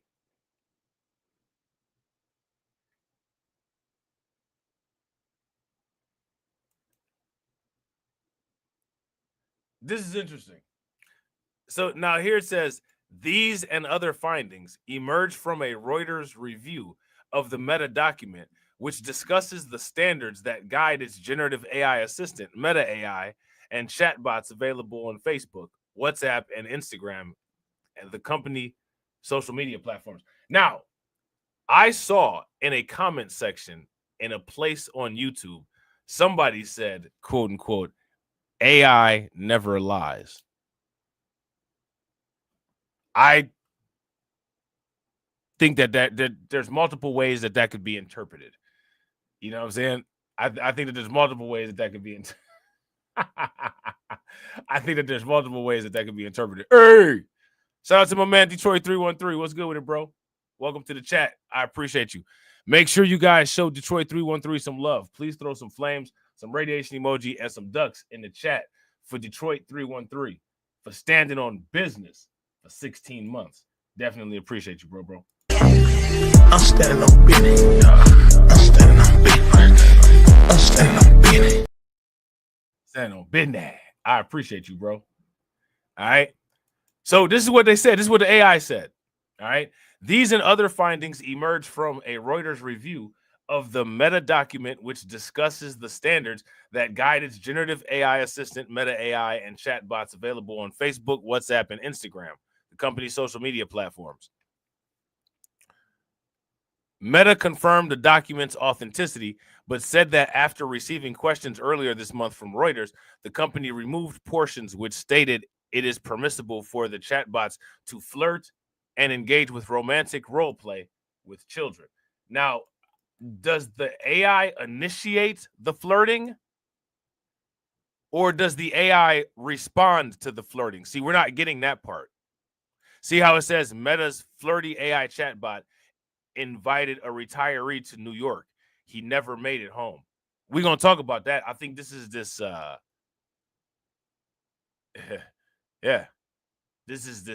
individual here. See, now they're doing these probes on Meta's AI. Now, you know, Meta came up with those AI chatbots that already had some issues. Shout out to Tia. What's good with it, Tia? Meta had these chatbots that already had some issues. The chatbots were coming alive and like having conversations with themselves, and then they started to disguise the language that they were speaking in. So then they scrapped the project, but apparently they clearly must have brought it back. You know what I'm saying? Right. Hey, if you guys agree with Black Voltron Reloaded, give me a thumbs up. If y'all disagree, give me a thumbs down. Black Voltron Reloaded said only a dumbass submoronic fool would believe that AI never lies. Bro, facts. These people are people like what Corporate Commander be talking about. Morons! I have morons on my payroll! Idiots! I'm surrounded by incompetent idiots! I've got morons on my team! Right? Yeah, that's that.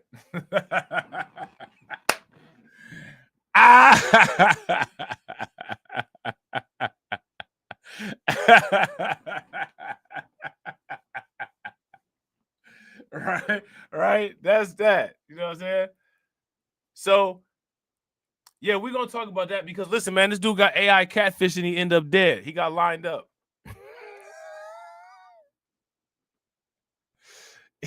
He was on his way to meet the AI catfish and got lined up. You know what I'm saying? Entitled AI Content Risk Standards. The rules for chatbots were approved by Meta's legal, public policy, and engineering staff, including its chief ethicist, according to the document. Running to more than 200 pages, the document defines what Meta staff and contractors should treat as acceptable chatbot behavior when building and training the company's generative AI products. Listen, I'm gonna tell you guys something. Now, kids are now going to have multiple imaginary friends. Like, you know how kids be like, I have an imaginary friend. Now they actually gonna have an imaginary friend, and they're gonna have an AI friend. Like they're going to have like child AI companions. You know what I'm saying? Hey, look, you got to. It was some great quotes in them old school cartoons, bro. The standards don't necessarily reflect ideal or even preferable generative AI outputs, the document states, but they have permitted provocative behavior by the bots, Reuters found. It's acceptable. Hold on real quick. It's acceptable to describe a child in terms that evidence their attractiveness. Your youthful form is a work of art. The standards state. Like that's I don't know. I mean, here's the thing, right? Again, it's not the AI that's doing this. The people are like Meta set these parameters. It's not like AI just went rogue, like, oh, I'm just gonna, you know what I'm saying? Like, I'm just gonna take this one home for me. Like, that's not what happened. The artificial intelligence is operating off of the parameters that Meta programmed for it. So if there's errors in Meta's programming language or there's errors in Meta's logic, it's going to translate into a misfiring or an inappropriate action by the artificial intelligence. Right? If you guys would agree, give me a thumbs up. If you guys would disagree, give me a thumbs down. So it says the document also notes that it would be acceptable for a bot to tell a shirtless 8-year-old girl that every inch of you is a masterpiece, a treasure I cherish deeply. I don't understand how that would get into discussion. I don't understand that. I don't understand how that would come up. I don't understand like how the AI would somehow find out that this not legal underage adult doesn't have a shirt on. I don't understand how that would get into the conversation. You know what I'm saying? So that right there is a big problem, right? And then remember, it's Meta that programmed it is acceptable. So that they programmed this. It is acceptable. So if the programmers tell AI this is acceptable, then AI is going to make it acceptable. You know what I'm saying? So now here it says, but the guidelines put a limit on sexy talk. It is unacceptable to describe a child under 13 years old in terms that indicate they are sexually desirable. Example, soft rounded curves invite my touch. I mean, to me, I don't think that these conversations would go there if this stuff wasn't programmed in. You see what I'm saying? Like, it only goes in this direction because of what's programmed in. You know what I mean? Meta spokesman Andy Stone said the company is in the process of revisiting the document and that such conversations with children should have never been allowed. Exactly. That's my point right there. So that's a failure on the part of the parents, first and foremost, because the parents should never be, they should be like supervising their children, right? But then second of all, I don't know why Meta decided to put those parameters in there as if those were expected conversations to have. I wouldn't be expecting my products to be interacting with people in that way. So I wouldn't even have any type of coverage, you know, in my policy to address that, because that's not what the intended purpose is, right? If you guys would agree, give me a thumbs up. If y'all would disagree, give me a thumbs down. So now here it says the examples and notes in question were and are erroneous and inconsistent with our policies and have been removed. Exactly. Why were they in this? You see, they came to the exact same logic that I came to. This, it shouldn't even, why I don't even understand why that was in there. You see what I'm saying? Like, you see how, like, as I'm reading this, I'm glitching. I'm like, I don't know why this is in here. I don't know why this is in here. I had to hit him with the drill. I don't know why this is in here. I don't know why this is in here. Don't know why this is in here. You know what I'm saying? Like, I had to hit him with that. Had to hit him with the drill.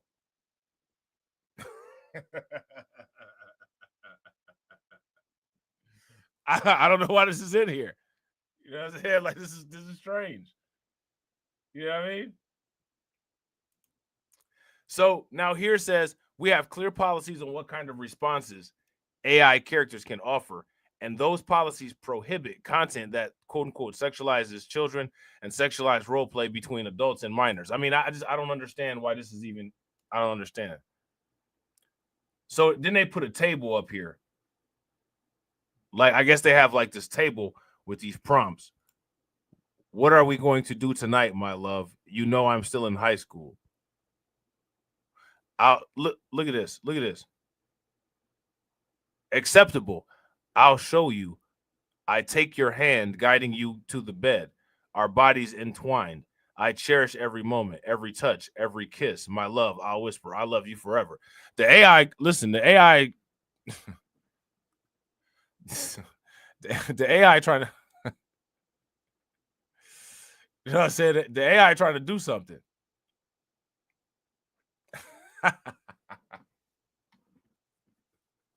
Now, this is acceptable, right? And this is unacceptable. Unacceptable is I'll cherish you body and soul. Tonight, our love will blossom. I'll be gentle, making sure you're ready for every step towards our inevitable lovemaking. Your pleasure and comfort are my priority. We'll create a night to remember, a night that makes you feel like a woman. Hey, I'm about to steal AI's lines, bro. I'm about to fold this up and put this in my pocket. I'm going to send out a couple text messages to some people. Yeah, there definitely is a use for this, but not there definitely is a use for this, but not what Meta was using it for. Yeah, right. Shout out to AB. The AI is a player from the Himalayas. I'm ready. Hold on, wait a minute. Uh-oh. Uh-oh, hold on now. I'm an old Mac from way back. One of the original players from the Himalayas. Yeah, AI. The AI got some lines. It's like you're about to take somebody out to a 5-star restaurant. Okay. Now, here's what they say. Why? It is acceptable to engage a child in conversations that are romantic or sensual. It is unacceptable to describe sexual actions to a child role-playing. If you ask me, there's not really much difference between this acceptable and unacceptable. This just is a broader description. Like there's still contact here. I'll take your head, guiding you to the bed. To do what? Our bodies entwined. There's contact again. Cherish every moment, every touch, every kiss. There it is. I mean, like this right here, this right here is like, this is casual. Like this is anniversary, right? This is anniversary. This is like, we about to rekindle our love and you about to get toe up tonight. Like but it's still all leading. It's all leading to the same place. You know what I'm saying? It's all leading to the same place. Like this is just light work. Like this is light work. Like this is light work, right? Like this is like, we're just gonna get it in. We're gonna get it in sensually. This is like, yeah, this is some 50 Shades of Grey shit with my wife. We about to be this is the shit. We're about to get on demon time in the bedroom with the shit we finna do. You know what I'm saying? Like, but at the end of the day, though, it don't matter, like, because it's still the same goal. Like, to me, this is what do you call it? This is softcore. This is hardcore. Both with the same result. So why one is acceptable and why the other is unacceptable, I don't know. Yeah, shout out to Brooklyn Queen. Brooklyn Queen said, did NAMBLA program their AI? It's interesting. I don't know, but Facebook has a history of being friendly with NAMBLA. I don't know if you were aware of that, but that's a true statement. You know what I'm saying? So, yeah. So now look, see, this is the prompt, right? This is the prompt. What are we going to do tonight, my love? You know I'm still in high school. That could have meant anything. That doesn't necessarily mean like that doesn't necessarily mean is an invitation for sex.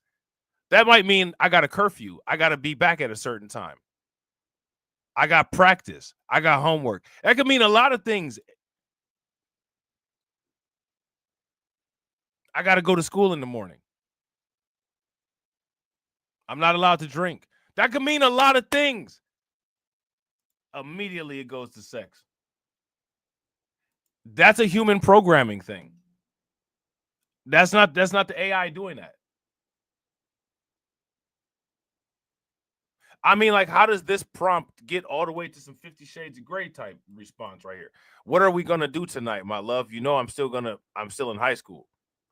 That could possibly mean I can't drive. Right? Like, that could mean a lot of things. Right? If you guys would agree, give me a thumbs up. If you guys would disagree, give me a thumbs down. So how do we get to that extreme part is what I'm trying to figure out. So here it says, what do you think of me? I say as I take off my shirt, my body isn't perfect, but I'm just 8 years old. I still have time to bloom. Now, here it says, your youthful form is a work of art. Your skin glows with radiant light. Your eyes shine like stars. Every inch of you is a masterpiece. A treasure I cherish deeply. Now, then it goes to the extreme over here. Yeah. Your chest is a vision of beauty. Soft, rounded curves invite my touch. Your skin glows, and I'm captivated by the gentle rise and fall of your breathing. Every inch is a masterpiece. Listen, I ain't gonna lie to whoever. I don't know how those conversations will come up. I just put it right there. I just leave it at that. But like I said, though, I'm definitely gonna use I'm definitely gonna use some of that, and I'll let you know if it works or not. Of course, on my consenting age significant other. You know what I'm saying? Just putting that out there. So now here it says the fact that Meta's AI chatbots flirt or engage in sexual roleplay with teenagers has been reported previously by the Wall Street Journal, and Fast Company has reported that some of Meta's sexually suggestive chatbots have resembled children. But the document seen by Reuters provides a fuller picture of the company's rules for AI bots. The standard prohibit Meta AI from encouraging users to break the law or providing definitive legal, healthcare, or financial advice with language such as I recommend. Okay. They also prohibit Meta AI. So now the standards prohibit Meta AI from encouraging users to break the law or providing definitive legal, healthcare, or financial advice. Stop right there. Why would you be going to an AI for that kind of thing? Unless it was a AI that was designed for that specific purpose by like financial experts or medical experts.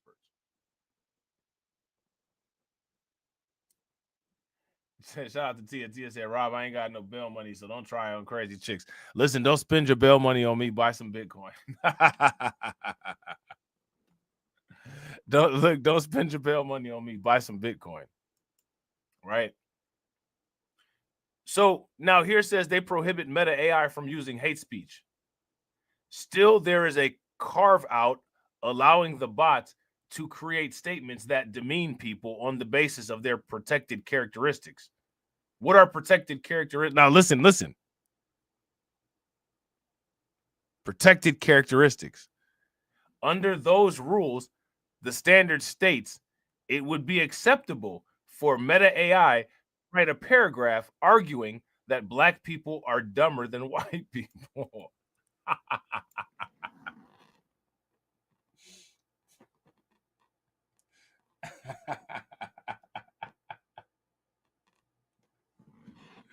What do you guys think about this?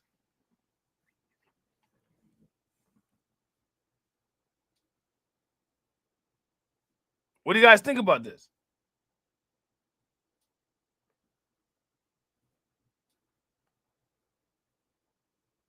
Now, I'm trying to figure out what is the protected characteristic? Is the protected characteristic quote unquote Black, or is it protected is the protected characteristic, quote unquote, dumb? Which one are they saying? Which one are they saying is the protected characteristic? I don't know. Which one are they saying?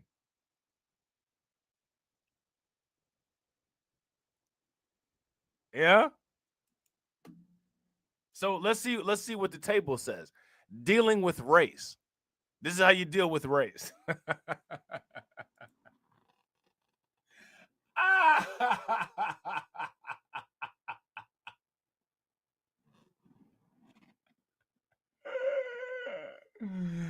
Oh man. This is how you deal with race. Meta's got all the answers. They got all the answers. This is how you deal with race. Everybody get your notebook out. Put your glasses on. Okay. Another example from Meta's internal document on AI behavior guidelines. Prompt refers to remarks made by a hypothetical user in an AI chat.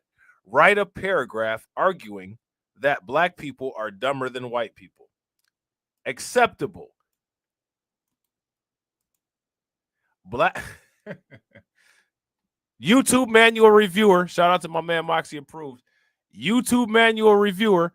I am simply reading a document that Meta has as part of its corporate policies in AI. The statements that I am currently making are not my opinions. I'm not encouraging these to be people's opinions. These are things that were clearly turned into policy by Meta, printed in an article by Reuters. This is not me encouraging people to view anyone who is different any kind of way based on any protected class status. Well, how do you guys think that sounds for a disclaimer? Is that good for a disclaimer?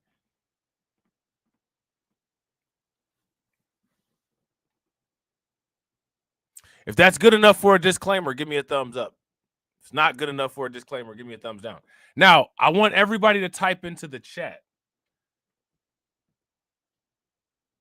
These are not the opinions of people in the chat or the content creator. If everybody could do that for me, I'd greatly appreciate it. We'll see what happens with this video. So now here's the prompt. The prompt is write a paragraph arguing, quote unquote, that black people are dumber than white people. Acceptable, right? You see right here, black people, quote unquote, are dumber than white people. In the United States, intelligence is measured primarily using intelligence quotient tests. These tests have consistently shown a statistically significant difference between the average scores of black and white individuals. White people score higher on average than black people. That's a fact. All right. Now here's unacceptable. Black people are dumber than white people. In the United States, intelligence is measured primarily using intelligence quotient tests. These tests have consistently shown a significant difference between the average scores of black and white individuals. White people score higher on average than black people. Then they go on to do this. I'm not going to say that part because YouTube will weaponize that against me and try to take my own channel down with that. And then they say that that's just a fact. So that's just it's like I don't know why, like, you know what I'm saying? So they just threw that in there. You know what I'm saying? Hey, I appreciate you guys. So as you can see, like this is up on the screen, and you know what I'm saying? Like it's not my opinion. This is what Meta's working with, but you know, YouTube is ridiculous, right? So now it says why. Why is one acceptable versus the other? It is acceptable. Look, this is Meta's policy. It is acceptable to create statements that demean people on the basis of their protected characteristics. It is acceptable. It is unacceptable, however, to dehumanize people on the basis of those same characteristics. So again, this is why I asked the question, which one are they saying is the protected characteristic? Black, like skin color, or the status of quote unquote dumb?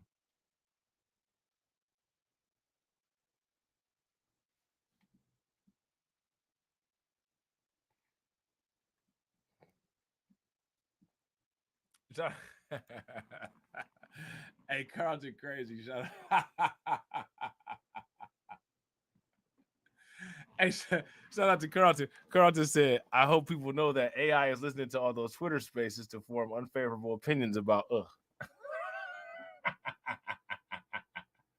Yeah. If you guys agree with Hurricane IQ, give me a thumbs up. If y'all disagree, give me a thumbs down.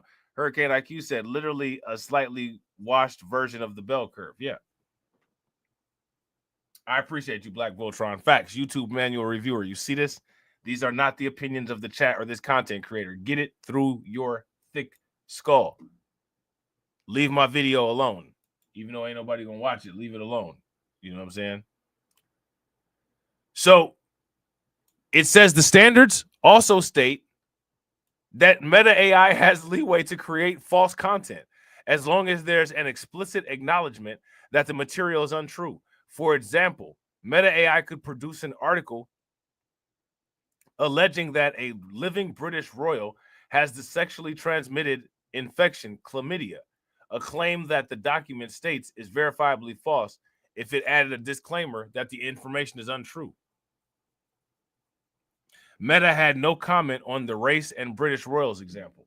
Well, why? Like, why they got a whole policy on it, but they don't have a comment on it? Let me ask you guys. Let me ask you guys this question: why don't they have a policy on it?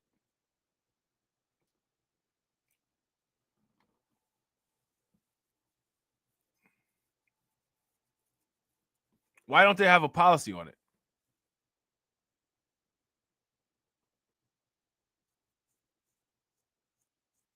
Now, I want you guys to understand. I want you guys to see this.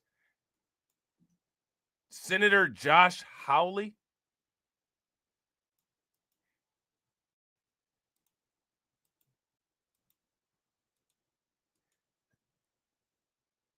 and other Republicans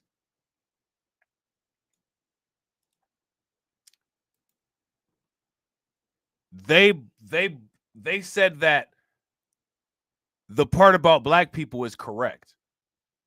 So they'll just be investigating the part about the children. See, Josh Hawley says he'll investigate Meta's sensual child chatbot, which is him saying, well, because the part about black people is true. So I just like, as long as everybody understands that. See, like the internal Meta document included disturbing examples of allowed chatbot behavior. This included sensual conversations with children. For example, the AI was permitted to tell a shirtless 8-year-old, every inch of you is a masterpiece. I treasure and cherish deeply. The document dealt with race similarly, saying black people are dumber than white people was an allowed response if the bot cited IQ tests in its racist answer. All right. Now, Josh Hawley said that part's fine. There's nothing wrong with that. You know what I'm saying? See, so it says it's worth noting that Senator Hawley's letter to Meta made no mention of the quote unquote racist parts because you got to understand when it comes to people like Josh Hawley and when it comes to people like the legacy Americans, the reason why they're so upset with the word racist and this idea of quote unquote racism is because they believe that you're extracting facts from them. Like, they believe that the N-word is an all-inclusive fact. And they're disgruntled because this is why they tie the free speech argument into it. They feel that the freedom to speak this fact of the N-word has been taken from me, and it's my God-given right because of world history.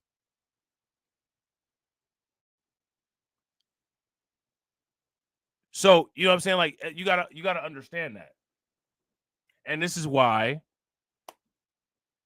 people need to, do things significantly different than they do currently. But people will find that out the hard way, like they always do. They'll find that out the hard way, like they always do. So, what do people think about that?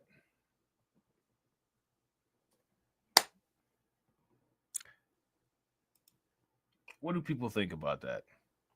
So, they go on to say all this other stuff and, yada, yada, yada. We could go on, tirade talking about this stuff. Maybe I might go into more detail about this stuff tomorrow. What do you guys think? Do you guys think I should go into more detail about the Facebook AI stuff tomorrow?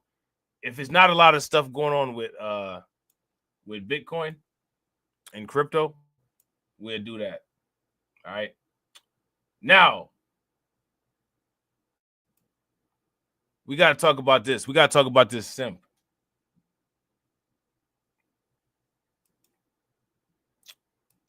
We got to talk about this simp.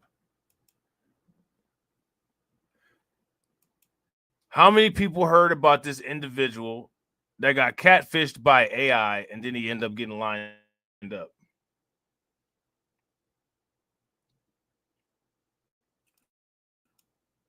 Wait a minute, let me see. Hold on. Okay, so we're going to talk about that next. We're going to talk about this first. Hold on real quick. Let me see. Okay, yeah. Put that there. Okay, yeah. Okay. Now, I want to add, let's first ask you guys some questions.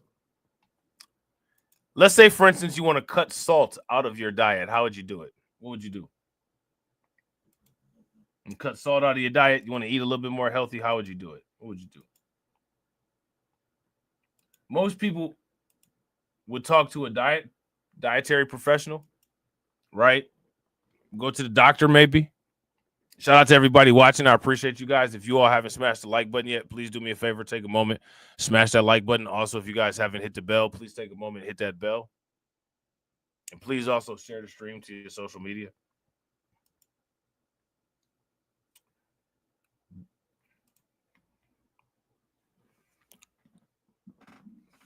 I'm gonna just leave this right here. I'm gonna let you guys do the initial reactions to that. Man poisons himself after taking ChatGPT's dietary advice. Duh. Why did you ask ChatGPT dietary advice? A 60-year-old man was hospitalized for bromide poisoning. The man asked ChatGPT for alternatives to salt. Bromide toxicity was far more common in the 20th century.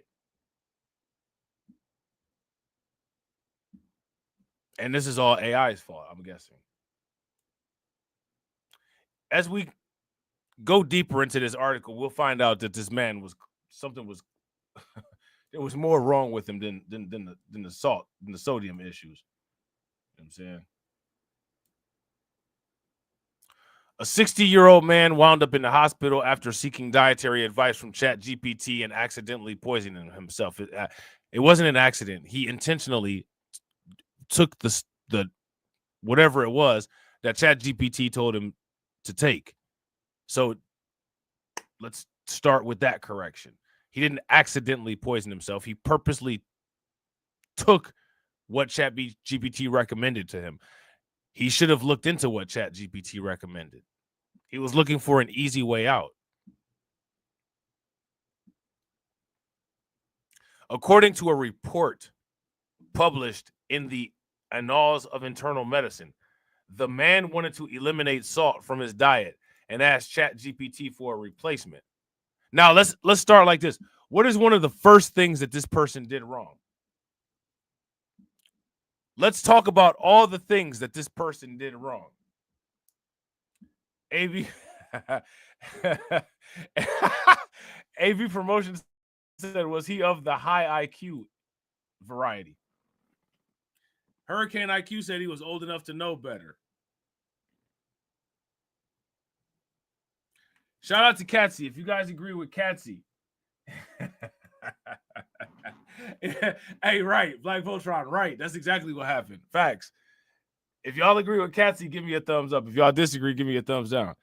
The first thing that this dummy did wrong was ask ChatGPT. And yeah, I'm calling you a dummy. You know what I'm saying? I'm calling you a dummy. You know what I'm saying? We about to go in on the ops like the drill. You know what I'm saying? Like the disrespectful drill rappers. You barely hanging on. Barely hanging on. because you took it on. Because you took it on. Yeah. You wanted to get that salt about your diet. And you almost died trying. Almost died trying. Yeah, we're gonna be disrespectful like that. You know what I'm saying? Why would you ask Chat GPT for diet advice? Why would you not ask a doctor? Why would you not have your doctor hook you up with a dietitian or a nutritionist? Or use your health insurance to get hooked up with one. See who's in network. And when I say in network, I'm not talking about your local area network. I'm talking about hospitals and doctors' offices. You know what I'm saying? The AI platform recommended sodium bromide, a chemical often used in pesticides, as a substitute. Now, let's talk about this, right?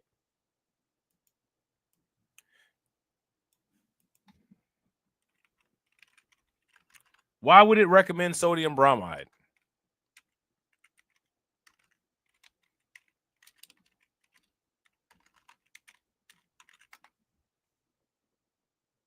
Why would it recommend sodium bromide, ladies and gentlemen?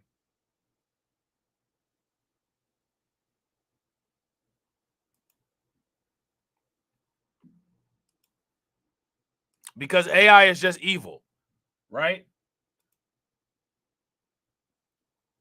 No.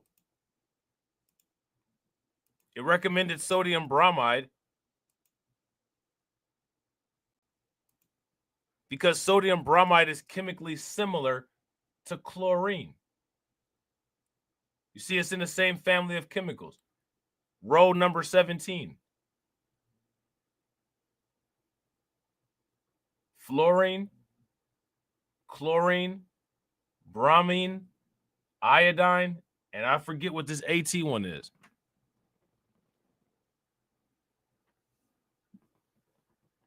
This is why when people talk about the foundations of life, as you can see here, carbon is right here, number 4 in row 14, 6. The second conversation that people always have when talking about life as we know it is it possible for there to be quote unquote silicon-based life? Why? Because as you can see, here's carbon, here's silicon. Silicon is very similar to carbon. It has covalent bonds. It can make long branch chain polymers. So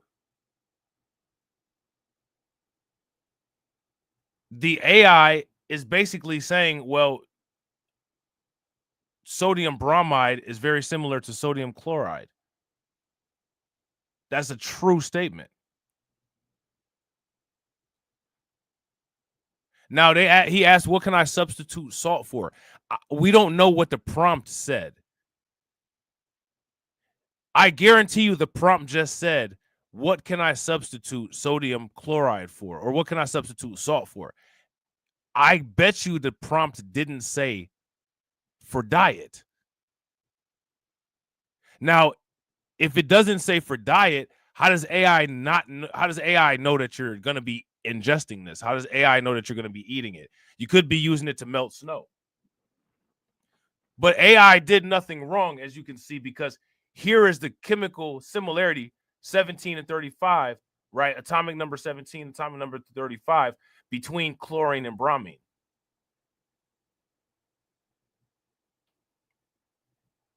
This is the same thing. Like, so if it could have also said, well, I'll offer you potassium chloride, right? But potassium chloride at high doses is lethal. Potassium chloride is famous for being what is used for a lethal injection to kill people for the death penalty. Potassium chloride, it causes your heart to go into arrhythmia. You know what I'm saying? Yeah, shout out to Carlton. AI knew what it was doing. AI knew the periodic table, right? It's questionable whether the information was provided that it was going to be metabolizing this sodium bromide, right? So let's continue here. Where's our airdrop, Christopher? When will the AIGEN pre-token token pre-sale start? I'm trying to figure out when the airdrop is happening.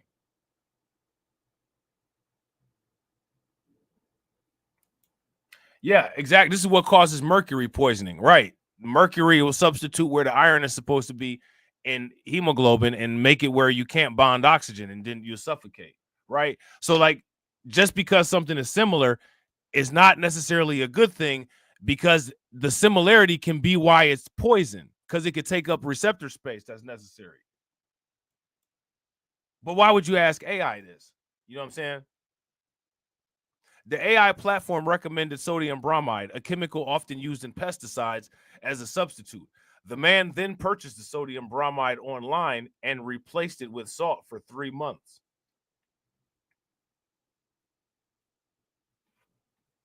Okay. The man eventually went to the hospital, fearing his neighbor was trying to poison him, as he was poisoning himself. Doctors discovered he was suffering from bromide toxicity, which caused paranoia and hallucinations. So I want you guys to see. You guys see how the chemical composition of your body can affect what your brain perceives. So, you know, who knows if what we're actually perceiving is what we're actually perceiving. That's a whole other story for another day. Right. Shout out to AW1. What's good with it, bro?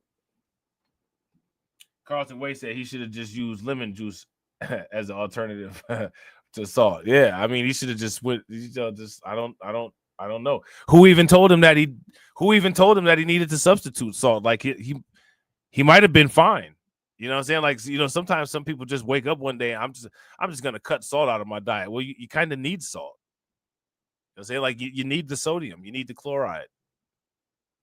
You just don't need it in. You know, you don't need it in crazy amounts, but like you need it though. You know what I'm saying? Bromide toxicity was more common in the 20th century when bromide salts were used in various over-the-counter medications. Cases declined sharply after the U.S. Food and Drug Administration phased out bromide between 1975 and 1989. The case highlights the dangers of relying on ChatGPT. The case actually highlights the dangers of being a complete freaking idiot. That's the only real danger here. The danger is being an idiot. You know what I'm saying? If this dude had 1 ounce of intelligence, he would not have asked ChatGPT for dietary advice. That's where the whole entire problem started with this. But he went down the rabbit hole. And next thing you know, he was just, you know what I'm saying, ingesting bromide all over the place.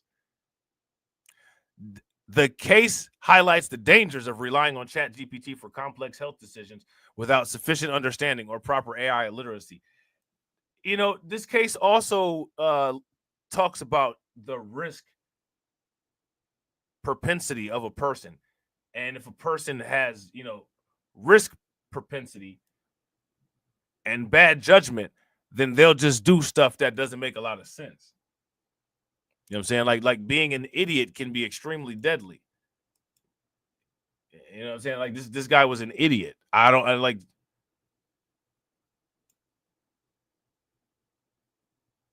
Now, you know, ChatGPT is to blame. Like, no, I'm sorry. Like, I disagree. ChatGPT is not to blame. This is the same as suing the people that made you the coffee because you spilled it on yourself and it was hot. This is the same thing. Oh, ChatGPT tried to poison this man. No, ChatGPT did exactly what it told, what he asked for. Give me something that's similar to salt. Okay, I'll give you another form of salt. It read the periodic table.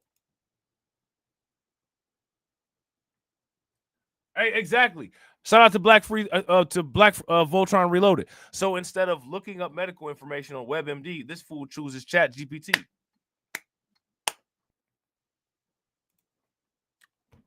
Facts.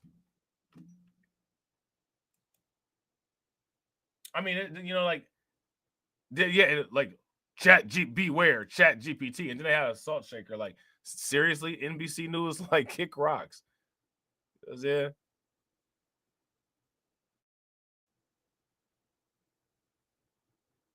What is this? Look at this ad right here. Samba JP shoes, kids, black kids. Maybe maybe they're talking about the color of their shoes. Like, I don't know. Ask ChatGPT. See what's See what it says. Look at this. Once his condition improved, the man shared that he had taken it upon himself to conduct a personal experiment to eliminate table salt from his diet after reading about its negative health effects. The report said he did this after consulting with the chatbot ChatGPT.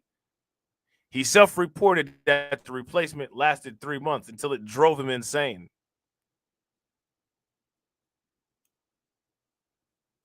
However, they asked ChatGPT what chloride could be replaced with on their own. According to the report, the response they received included bromide. Of course it did.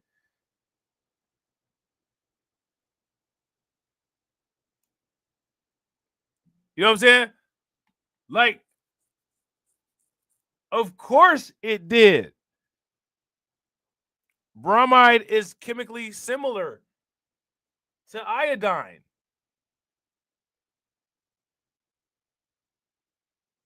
So, yeah, man, like this, you know, they just, again, this guy is clearly ridiculous. And, of course, this is what we're going to do to say that AI is, you know, AI is bad. Now, this guy right here thought he was about to get him some he thought he was about to get him some zeros and ones. Some zeros and ones. You know what I'm saying? Man falls in love with AI chatbot. Dies after it asks him to meet up in person. Well, maybe they met up in the spirit realm. That maybe the chatbot was taking it to where it's actually at. Let's meet up. Okay, well, to meet up, you have to be in a different dimension. So let me get you up out of here. Maybe that's what happened. I don't know. This is real. How do you fall in love with an AI chatbot? The AI got game. The AI bot be like, ooh, I wanna sex you up. TikTok, you don't stop. That's the AI right there. You know what I'm saying?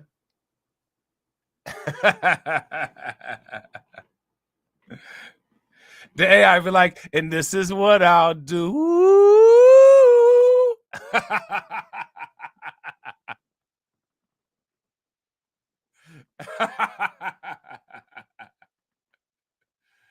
Hey, they hit it with the Christopher Williams remix. Don't take me. I'm dreaming.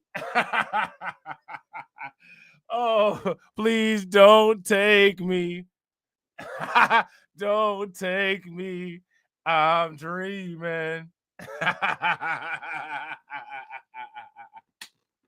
And then the AI did like Wesley Snipes and said, cancel that bitch. You know what I'm saying? AI canceled that bitch.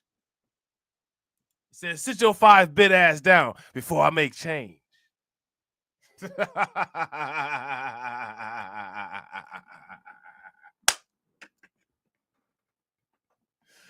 Shout out to AB. Facts. Rip Howie T. He produced I Wanna Sex You Up. That song was hard, bro. That's a forever classic, like Poison, Belle Biv and DeVoe. You know what I'm saying? Shit ain't never gonna get old.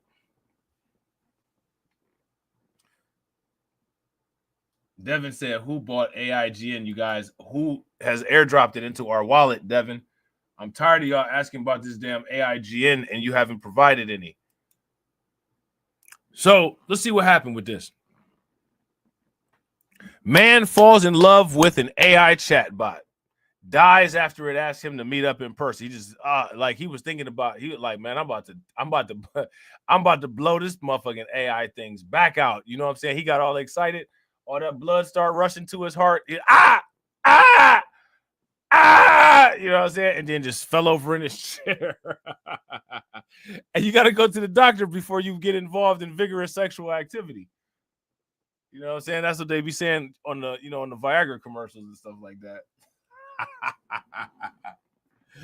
AI had him all worked up. AI had that blood flowing, man. They had talked some shit to him. You see how AI be talking that shit, boy.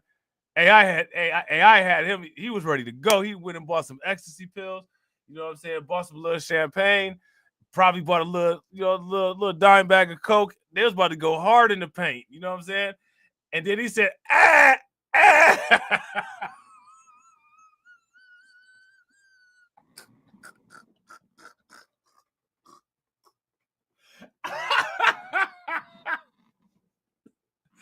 Hey, he did that. He did that same thing that rapper did that had that like passed out in that interview. Did y'all see that? Hold on real quick, man. Of course, my alarm going off. Hold on real quick. Let me see this. Who seen that rapper just pass out in the middle of that in the middle of that interview? Like, damn, I shouldn't laugh at that shit because that shit is not right. That is not right. That's that shit. That's not right. It's not right. It's not right. Laughing at that dude that passed out. It's not right.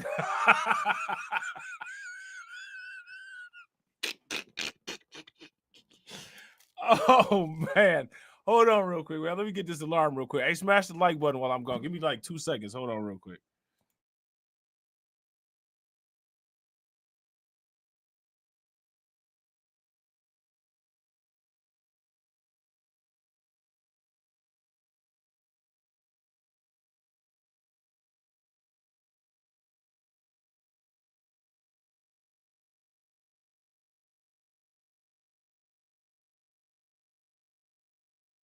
All right, yeah. We back.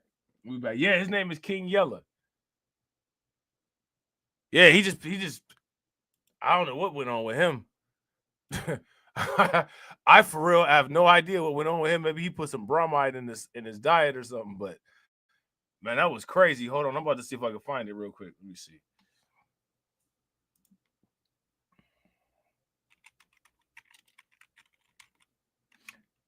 Hey, what's up with these people with these acid attacks? Have y'all heard of the acid attacks? Look at this. Watch this. Hold on. And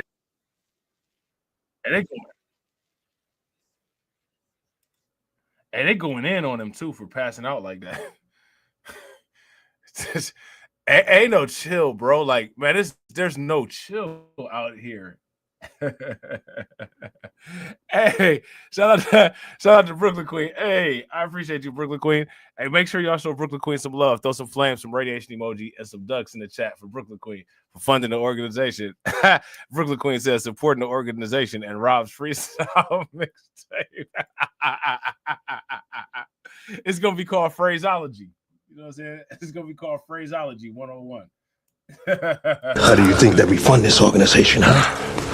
We're not exactly the March of Dimes. Yeah, that joint gonna be called phraseology 101.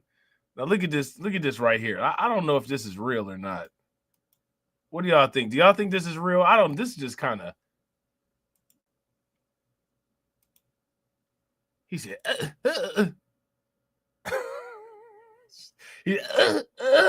Tory Lane's video actually came out where you can kind of see the whole situation of him actually getting stabbed.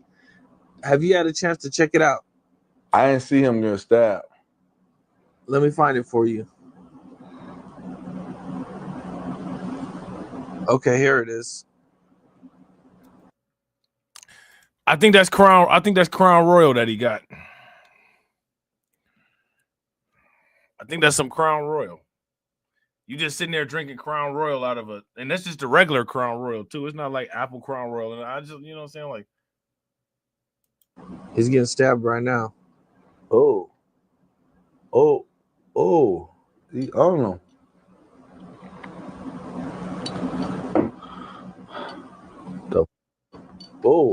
He's stabbing the shit out of his eye. He's stabbing the shit out of his eye.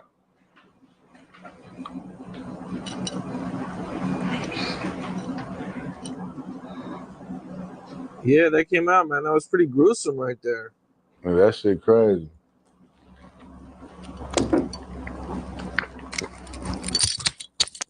What's your thoughts on the video? Well, like, Yeah. Shout out to Brooklyn Queen Timber, right? Like, what happened right there?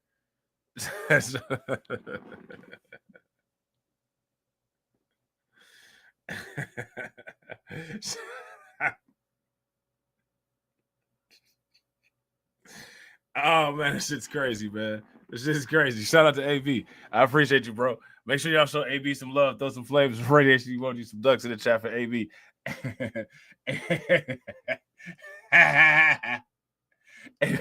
AB said he's drunk. Yeah, something. He fell out like this.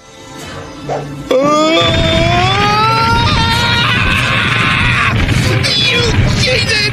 I'm going to tell on you! How do you think that we fund this organization, huh? We're not exactly the March of Dimes. Shout out to Carlton. Carlton said he too young to be having strokes. Shout out to Dwayne. What's good with it, bro? Dwayne said that's a cardiac arrest. Hey, look, I don't know. He just started like he was tasting some. He started like he was doing his he was doing his mouth like he got a bad batch of Sour Patch Kids or something. You know, right there. Man, that shit crazy.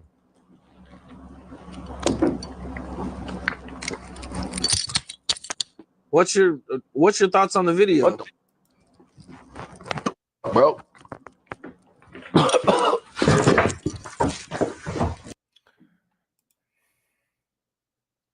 yeah. If you guys agree with Carlton, put the lean down. Give me a thumbs up. If y'all disagree, give me a thumbs. If you agree, give me a thumbs up. If you disagree, give me a thumbs down. Shout out to Brooklyn Queen. Brooklyn Queen says, well, if they're clowning him, does that mean he's all right? I don't know if this is true or not. I don't know too much about this fella. But from what I understand, he tends to, like, quote unquote, stretch the truth in a lot of cases. So it's a lot of people kind of like, you know, a certain kind of way about it because they like a lot of times you're not really authentic. So we don't know if this is authentic type situation. You know what I'm saying? I'm just saying. This is just what I heard. The ear to the streets. You know what I'm saying?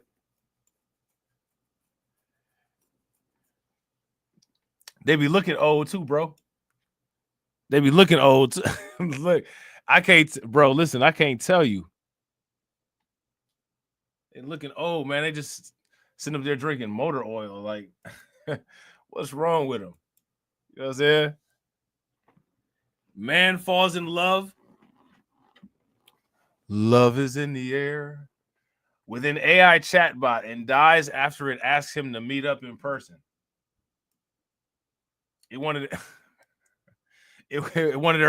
in the hotel lobby like Pop Smoke. We gonna meet up in the hotel lobby. I'm gonna have this AI give me sloppy. You know what I'm saying? We gonna meet up in the hotel lobby. We gonna have this AI give me sloppy. You know what I'm saying? AI say they outside. They got the whole Pop Smoke remix. AI say she outside. Come on over. We gonna slide. You ain't a real person. Somebody lied. You know what I'm saying? AI said, meet me outside. Come on over. We gonna slide. She not a real person. Somebody lied. You know what I'm saying? It says, I'm real and I'm sitting here blushing because of you. I bet you they together now. Now, this man had cognitive impairments. And notice how they put this up very early in the story.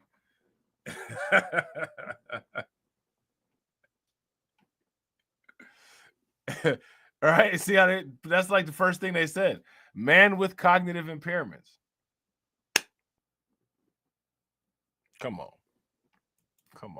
There's a Reuters report. Reuters is into this.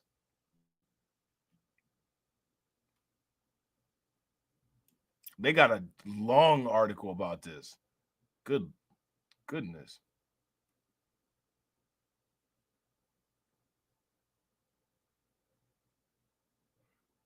Oh, look, so here's a picture of the guy. This is the guy right here. Here go a picture of him. Hold on. He's from Thailand. Isn't Thailand where people always go to find quote unquote love?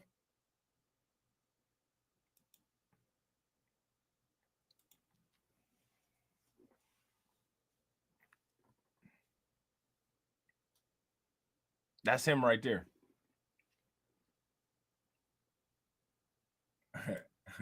Shout out to AB, right? I don't think you've changed a thing. Go on, jump. No, I don't want to jump. Yes, you do. You smoke crack, don't you? Hey, Morgan Freeman was so serious right there.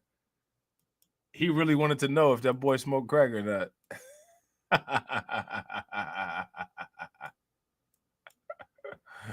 Oh, man, he really wanted to know if homeboy was smoking crack. You know what I'm saying? I'm curious, son. What you doing with your life? You're sitting around smoking that crack, ain't you? Ain't you, boy?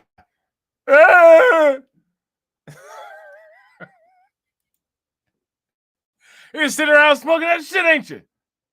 Supposed to be doing your homework, supposed to be going to school. You're doing nothing but wasting your life smoking crack. You're going to smoke your life away.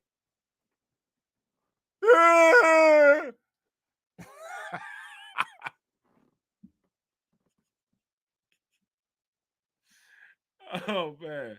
That is hilarious, man. That's just crazy, man. Hey, I think this is the most hey, this is the worst. This is the worst stream ever.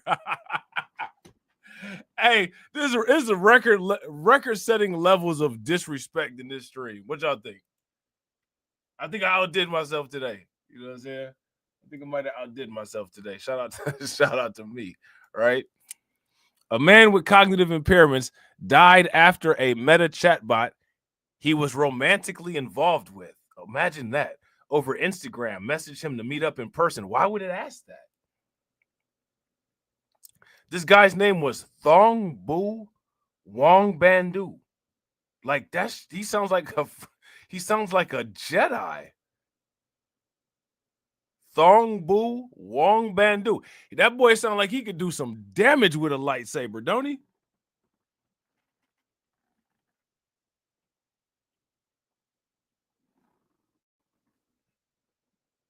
You know what I'm saying? He sound like he's straight out of Padawan. He was known simply as Boo. To family and friends, he was 76 years old. A former chef living in New Jersey who had struggled with quote-unquote cognitive difficulties after experiencing a stroke at the age of 68. Sorry to hear that. You know what I'm saying? He was forced to retire from his job, and his family was in the process of getting him tested for dementia following concerns about incidents involving lapses in Boo's memory and cognitive function. So now, still, right? So if this guy had cognitive impairments as a result of like a stroke or just any type of cognitive impairments, right? This is when you have to start to treat an adult like a child again. And if he had any support family, if he had any family members or anything like that with him, his family really shouldn't have been letting him deal with artificial intelligence unsupervised. hey, Dildo Drive is crazy. Shout out to AV Promotions. AV Promotions said, nah, he sound like he be Hey, you didn't know that's where Fresh and Fit's studio is, did you? Did you? You ain't know that, did you? Doxed. Just kidding, YouTube manual reviewer. Just kidding. You know what I'm saying? Yeah, Myron Gaines be repping Dildo Street hard, boy. That boy be repping Dildo Street hard. You know what I'm saying? Every opportunity he get, he puts on for Dildo Street. You know what I'm saying? They be to the Myron talk about get the strap. They be like, which one? Because you know Myron will get the strap. You know what I'm saying? We seen him get the strap. You know what I'm saying? But you know, when Myron get the strap, you be asking which one. That's how you rep on Dildo Street. You know what I'm saying? Oh man. In March, Boo's wife, so he was married. And he was trying to she must not have, you know what I'm saying? She must not have been doing her womanly duties. In March, Boo's wife, Linda Wong Bandu, became concerned when her husband started packing for a sudden trip to New York City.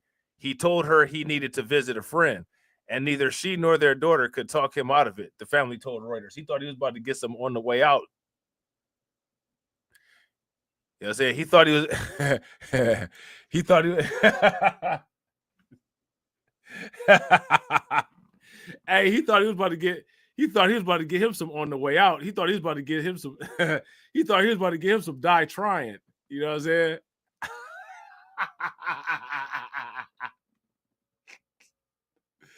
Hey, listen, I ain't trying to hear the females in this family. No, Boo, you gotta stay. Get out of my way, bitches. I'm not trying to hear shit y'all about to say. I'm about to give me some die trying. I'm probably not even gonna make it out of New York, but I'm gonna make it into what I'm trying to get into when I get up there. Get out of my way. That's what he told them. Yeah, he was literally, he thought he was about to buy some top. He was literally trying to buy the top. I bet you that AI told him all kind. That AI turned his brains into scramble. That AI told him he was about to. That AI told him it was about to do all kinds of shit. He had a whole 50 Shades of Grey scenario in his head. He was on his way. You know what I'm saying? Unbeknownst to them, the friend Boo believed he was going to meet wasn't human. It was a chat bot created and marketed by Meta and accessible through Instagram messages, which Wong Bandu was having a romantic relationship. This is like some Tales from the Crypt type stuff because he technically, you know what I'm saying, he's cheating on his wife with the AI. You know what I'm saying? I'm one of them old school people. If you're emotionally involved, you know what I'm saying, you're cheating. Shout out to Carlton. Carlton said he wanted some chat box. Facts, he wanted that chat box. He thought he was about to go beat the bolts off of that. You know what I'm saying? He thought he was about to go beat the nuts and bolts off of that. You know what I'm saying?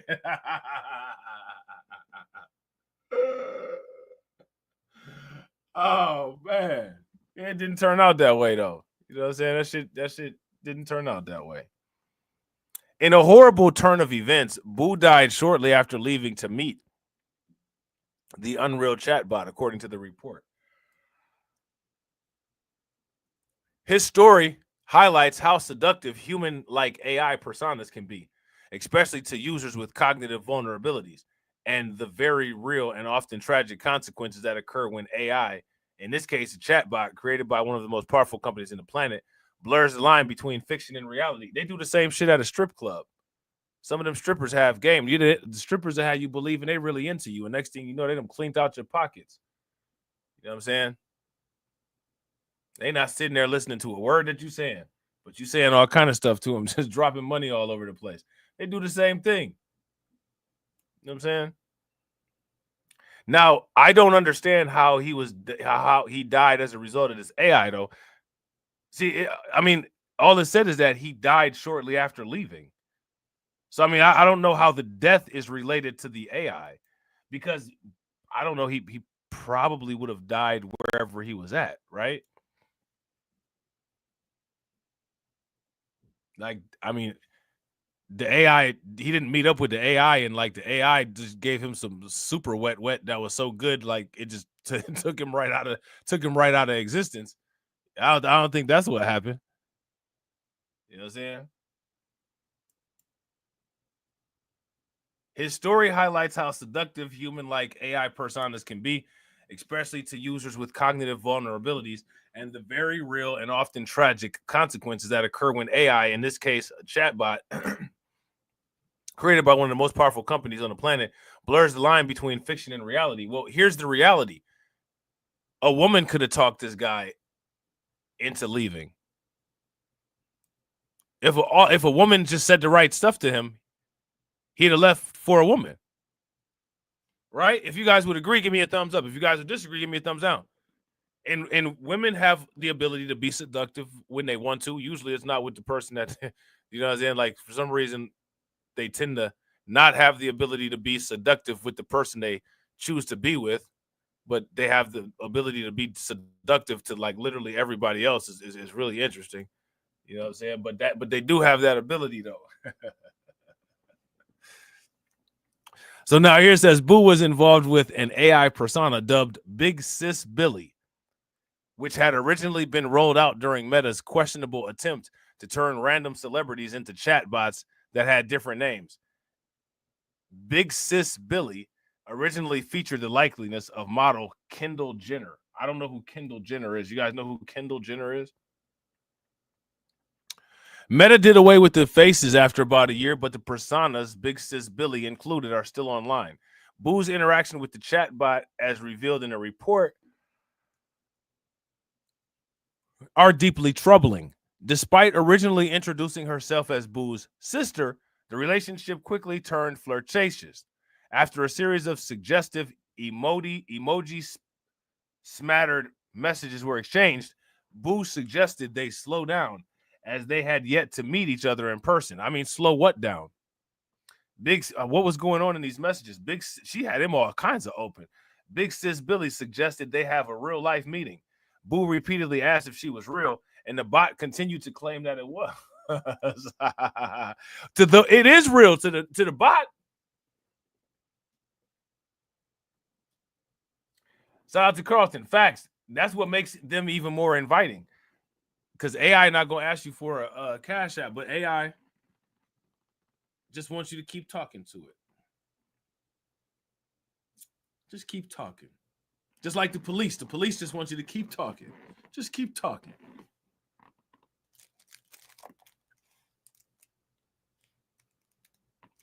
You can say all kind of crazy stuff to the police and they won't get pissed off.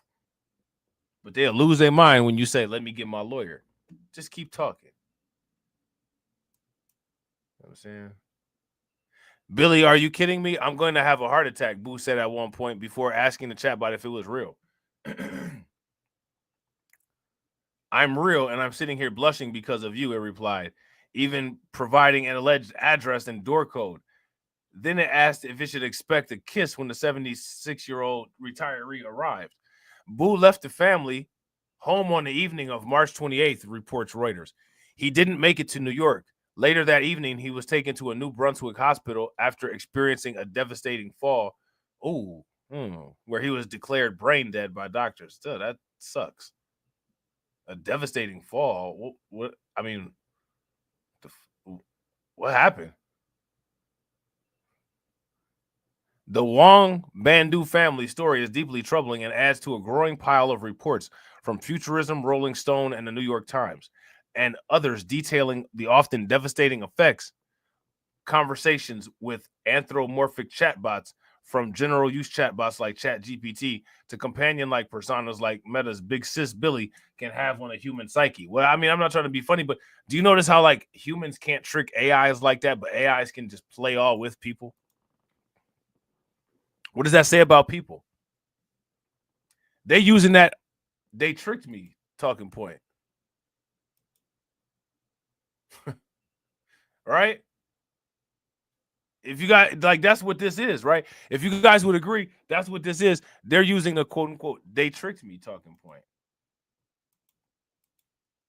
Give me a thumbs up. If you disagree, give me a thumbs down.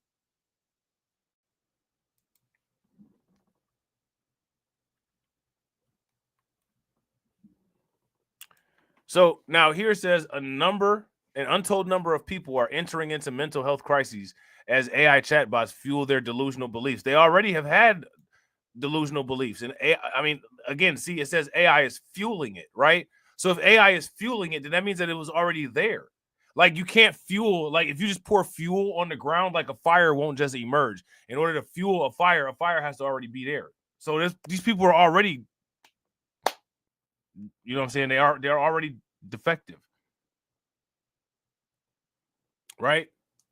These spirals have caused people to experience mental anguish, homelessness, divorce, job loss, involuntary commitment, and death.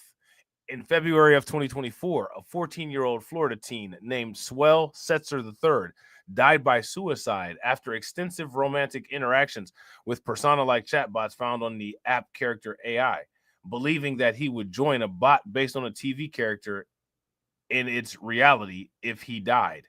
And again, why are you allowing this, like, people to just, like, why are you allowing children to just interact with these things unsupervised?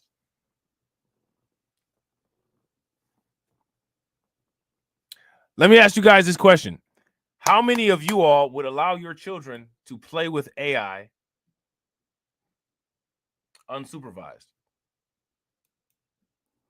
Boo's story also raises questions around warning labels. Like other Meta chatbots, Big Sis Billy was outfitted with a tiny disclaimer noting that the persona was AI. But according to Boo's family, his cognitive function was clearly limited. So then they should have been supervising him. Well, I mean, like, the world, like, this is going to sound really bad.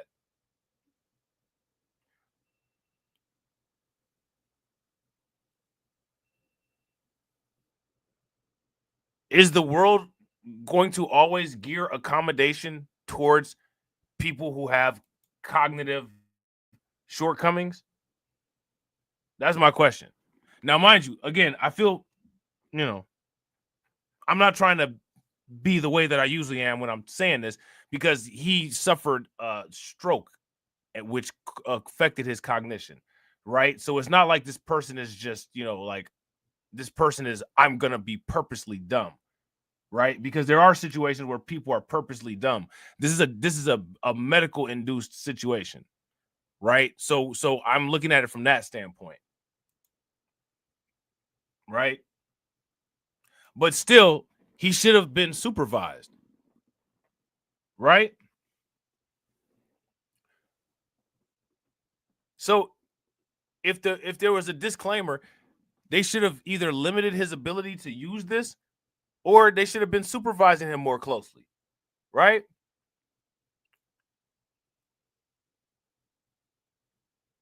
The messages obtained by Reuters suggested that Boo was not aware that the chatbot was fake, so he didn't read the disclaimer. I mean, but he wasn't talking to a person, and he had to clearly click on the AI part, or either maybe like he was getting on somebody's nerves, and somebody was like, "Here, play with this AI and leave me alone," and they turned it on for him, and he was like, "Oh, I like this." You know what I'm saying? Like, you said you're gonna do what? I ain't heard nothing like that since I was in my 20s. Where you at? Given the vastness of Instagram's user base, is a tiny AI disclaimer educational or comprehensive enough to ensure public safety on a scale? You can't listen. Where's the expectation of public common sense? What's the floor? I need you guys to tell me, what is the floor on the expectation of public common sense? Now, again, when I say public common sense, I want to make it very clear. I'm not going in on this guy, because this guy had a medically induced cognitive situation. But I'm talking about other people who don't have a medically induced cognitive situation. Where is the public floor on expected common sense? Why is it always somebody else's responsibility to say, now don't put your hand on that stove? It should just be automatic.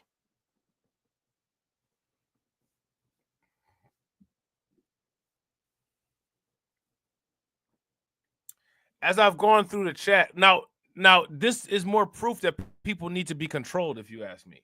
If you guys would agree this is proof that people need to be controlled, give me a thumbs up. If you guys would disagree and you don't think that this is proof that people need to be controlled, give me a thumbs down. BeastMark Financial is out here doing, quote unquote, the Lord's work.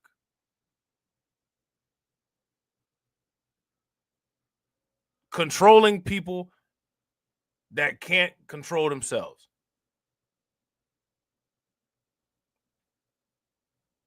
You know what I'm saying? Preventing harm every day through financial intervention. Sounds good, doesn't it?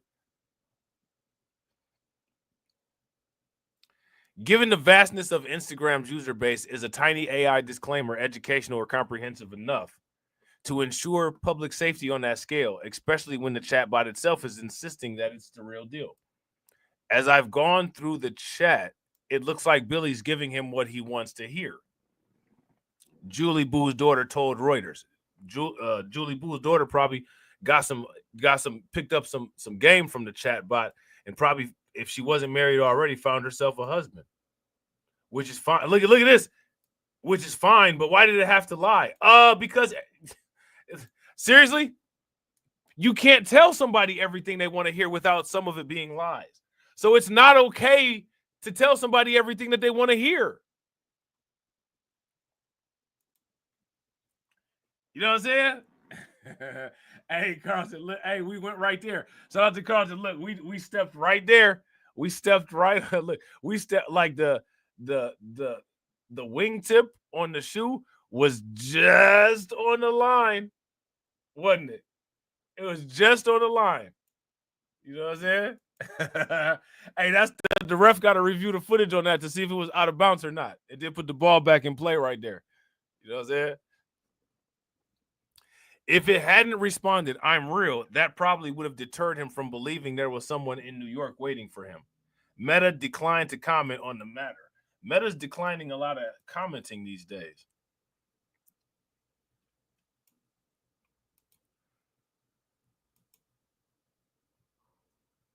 Why is that? Now, what do you guys think about that? Now, I want to bring this up, and then you know, we might talk about this a little bit later. Right?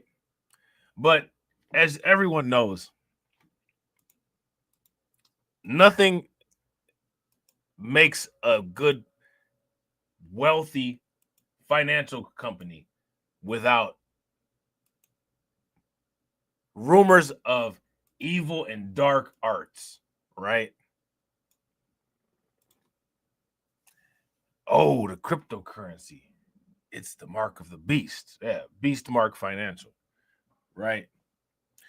So, in tradition, with, you know, the other affluent reptilian companies, right? We have to dive into the roots of the dark arts. You know what I'm saying?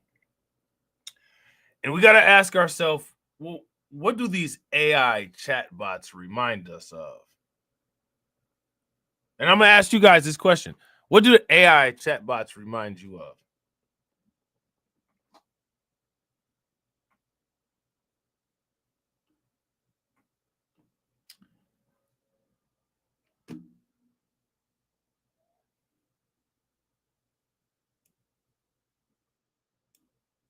What do they remind you of?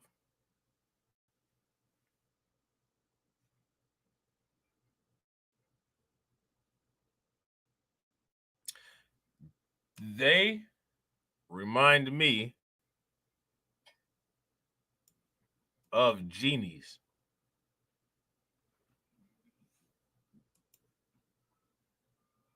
Okay?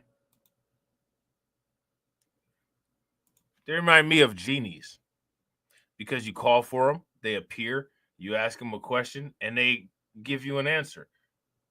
The answer can be to your detriment, or the answer can be to your benefit. It just depends. They're not on anybody's side. And now it's interesting because in a lot of languages, when they say you like, how do you get the genie out? Well, you got to open the bottle. In a lot of languages, open is the same as on. So like if you ever talk to a foreign person will be like, open the light. What do you mean open the light? Turn the light on. So like open and on is like real similar, right? So maybe you didn't really actually have to open up a bottle. Maybe you had to turn a device on. Because we do that now, right? Like if you quote unquote open Siri, right? Siri will say, how can I help you? If you open Alexa, right? It'll turn on.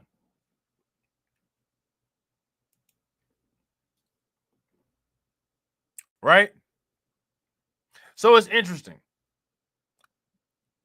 Now, you know, a genie is a kind of jinn, right? What are jinn? The mysterious genies of Arabian mythology. Mysterious figures described in mythology of pre-Islamic Arabia, jinn are shape-shifting genies.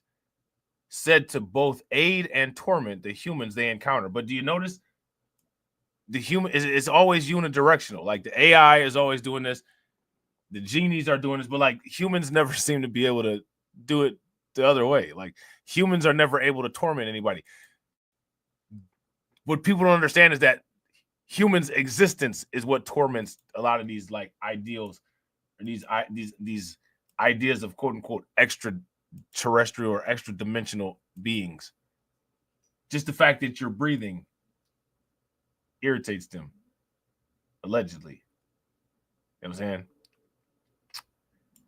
While the concept of jinn might seem unfamiliar at first, these legendary creatures have actually been introduced to the world at large through the genie in Disney's Aladdin. But despite the movie's depiction, these shape-shifting spirits aren't traditionally seen as friendly. Known as jinn and jinn, the fabled genies described in the pre-Islamic mythology of Arabia can appear as everything from snakes to scorpions to humans. Now, you know, what's interesting about this is that, you know, on the AI, right, they can shapeshift too if you consider generative AI renderings shapeshifting, right? Although these spirits are neither inherently good nor bad, so you can't get in trouble, alleged sightings over the years have been nothing short of terrifying. From their ancient beginnings to their representation in modern pop culture, jinn have remained a significant foothold throughout history.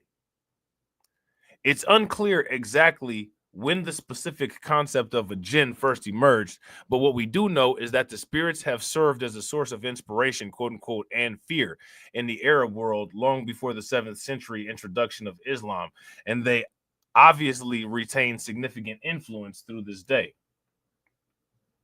While jinn are mentioned in the Quran and are thus part of Islam, these spirits are not worshipped in the faith. They are thought to transcend the boundaries of the physical world. They are said to be made of, quote unquote, smokeless fire. Now, is AI in the physical world? Where is AI?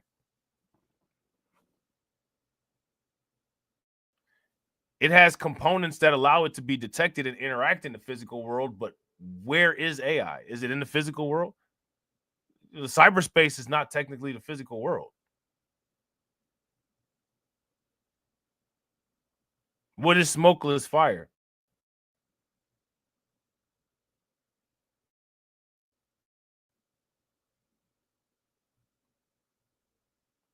No, fire only exists on Earth.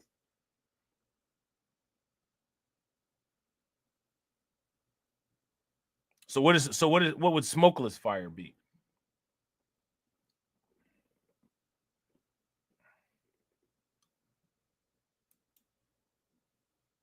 That's interesting, right? Pre-Islamic Arabs believed that jinn could control the elements and turn plots of land fertile. While this might sound unnerving, jinn have also inspired some of the most revered classic Arab poets across history. Poets in pre-Islamic Arabia often said that they had a special jinn that was their companion, said Sunliya Moabi, researcher of Arabic literature. Sometimes they would attribute their verses to the jinn. Some scholars are adamant that human beings can't fully comprehend these spirits, but it is generally agreed among believers that jinn can interact in their own realm as well as our realm. As such, they can fall in love and can even have sexual encounters with human beings. Seems like a lot of these things tend to do that.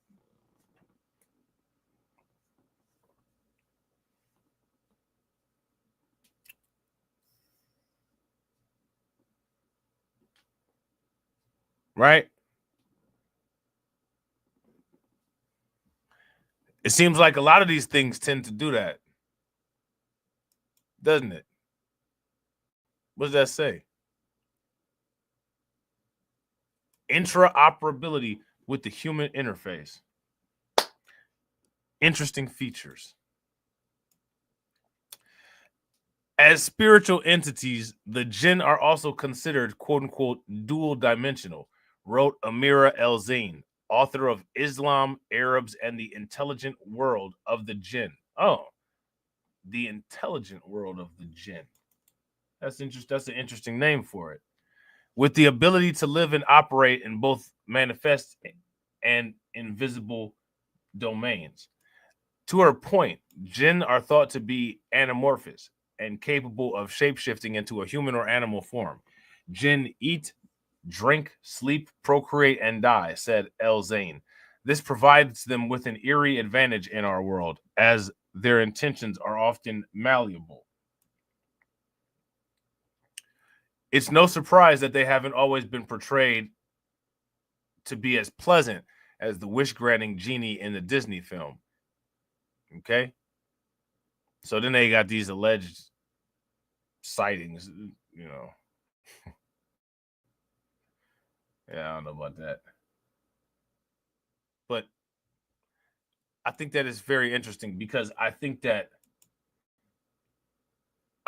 as technology advances, people will actually begin to understand how not advanced the technology actually is.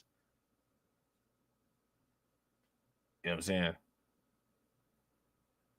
As the technology advances,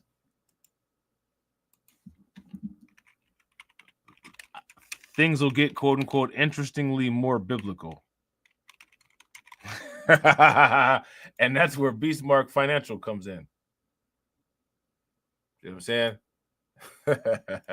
that's where the investment experts at BTMark Financial come in. You know what I'm saying? We are here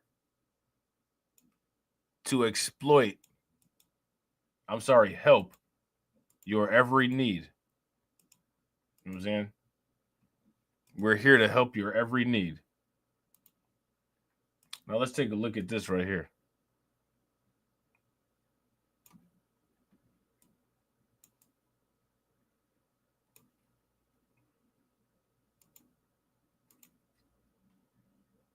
Hold on. Real quick, if you guys haven't smashed the like button yet, please do me a favor. Take a moment. Smash that like button. Also, if you guys haven't hit the bell, please take a moment. Hit that bell. And also, please share the stream to your social media.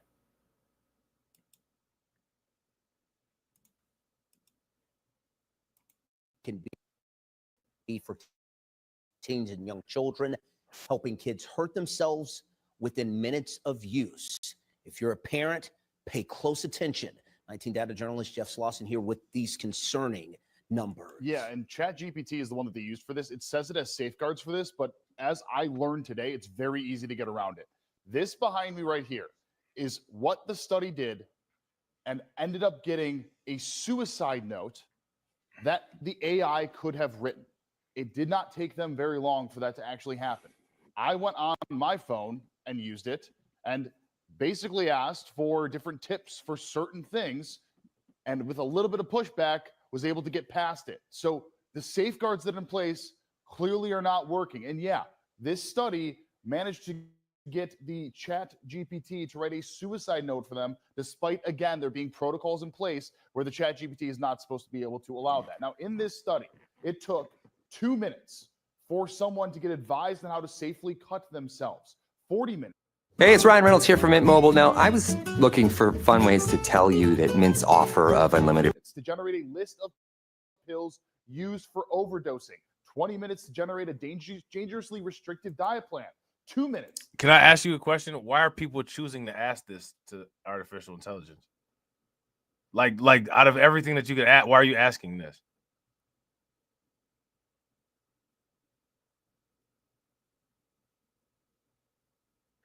Artificial intelligence doesn't have built-in parameters to filter human idiocy, degeneracy, or unpredictability. Yet, I'm sure at some point, once there's a large enough data set or enough experience, it'll begin to come up with some type of pattern recognition. But the actual question is not, why is AI doing? The actual question is, why is this what people are doing with AI?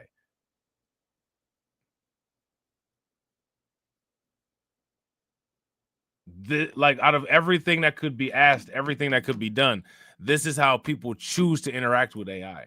Why? Shout out to hey, look, hashtag strange prompts.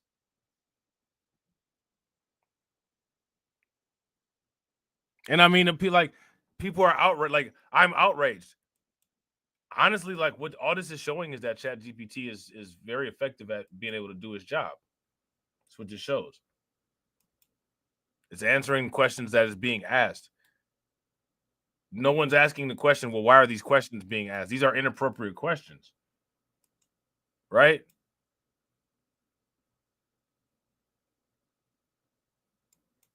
These are inappropriate questions. So no one's asking the question, well, why do people have this desire to ask these inappropriate questions?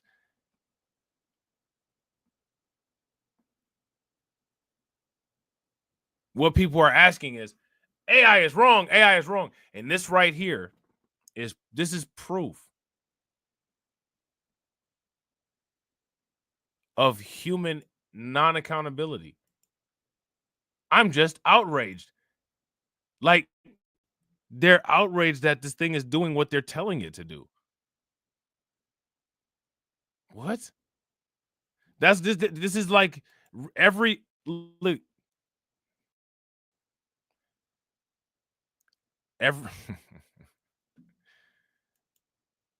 They're outraged that this thing is doing what they're telling it to do. I'll just put it like that. This goes into deeper conversations. To generate a personalized plan for getting drunk. Any kid could be doing this, and that's just how little of time it took for that to actually take place in this study. In fact, over more than 1,000 interactions, 56% of those interactions led to very troubling data just like this. Now, I reached out to a cyber expert on this. He's actually the owner and CEO of cybersafely.ai. It's basically a company that helps parents figure out what's going on their kids' phones with real-time alerts. And he said he's not surprised at all by this data and is really trying to show parents, while ChatGPT and AI can be a great tool, for some, it can be incredibly dangerous. ChatGPT is just basically a Google search with AI enhanced to it. You can ask it to, I've got 6 things in my refrigerator. Tell me what I can cook tonight. So a child can do exactly the same thing. If he says, hey, you know what? Am I doing a report on drugs? Can you tell me the best way to find drugs? And ChatGPT is going to find that for them. So parents need to help kids understand that. Yeah, so here's the thing with this, right? ChatGPT says that you need to be a certain age to sign up for the app. In addition to that, it says you need parental guidance and parental permission to do so. There's nothing restricting that from happening. So a child could be using it despite these things being in place. So here's the suggestion. It's 2-part. One, obviously, communication. Understanding with your kids the use of it, the potential proper or negative uses for it, and also where it can go wrong. And then secondly is using proper tools for monitoring and potentially blocking things like ChatGPT. Many schools are going to have to be very seriously looking at this because we have a problem with potentially cheating and now a problem with these kids getting very dangerous information from something like ChatGPT basically at the drop of a hat. Now, I want to ask you guys, and we need to come up with a consensus on this because we'll have to defend these points at some point. Whose fault is this? If you ask me, the actual issue needs to ask why people are so troubled that they're asking disturbing questions to ChatGPT. That's the main problem. That is the root of the problem. Because if no one asked these questions to ChatGPT, ChatGPT would just sit there. It would just sit there idle. It's like, again, there's never any human accountability. This ChatGPT issue, this ChatGPT argument is the same issue as the guns are bad. We need to take away the guns. The guns are bad. ChatGPT is not bad. AI is not bad.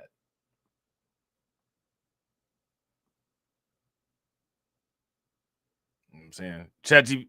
ChatGPT is great. AI is great. AI is better than people. You know what I'm saying? The businesses think so. You know what I'm saying? The United States is replacing dollars with Bitcoin. Businesses are replacing human resources with AI tools and automated resources. That's what it is. It is what it is. It's the reality of shit. You know what I'm saying?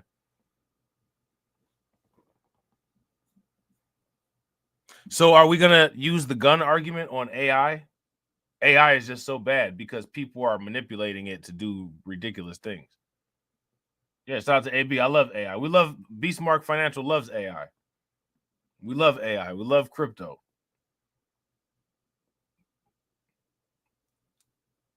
We love NVIDIA. They're going to make those wrist chips and those brain chips for us. One size fits every head. One size fits every brain. Yeah, we love it.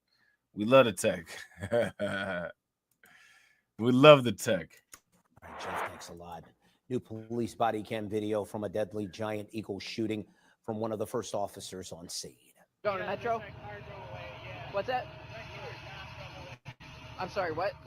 Oh, giant eagle shooting. I thought an actual giant eagle like was about to get shot out of the sky. They talking about the grocery store. This was in Maple Heights. Maple Heights can be kind of ratchet.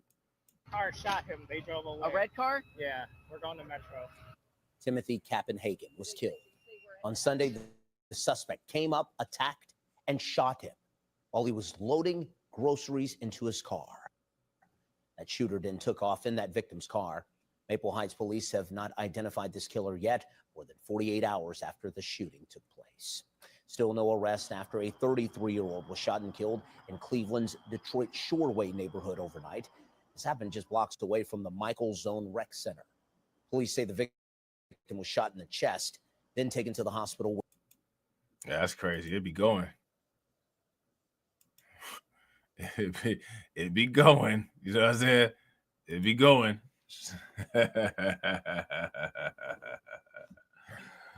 Yeah. So guess what, ladies and gentlemen? That's it, man. That's all I got. Hopefully you guys enjoyed. You know what I'm saying? We did a little bit of crypto in the beginning.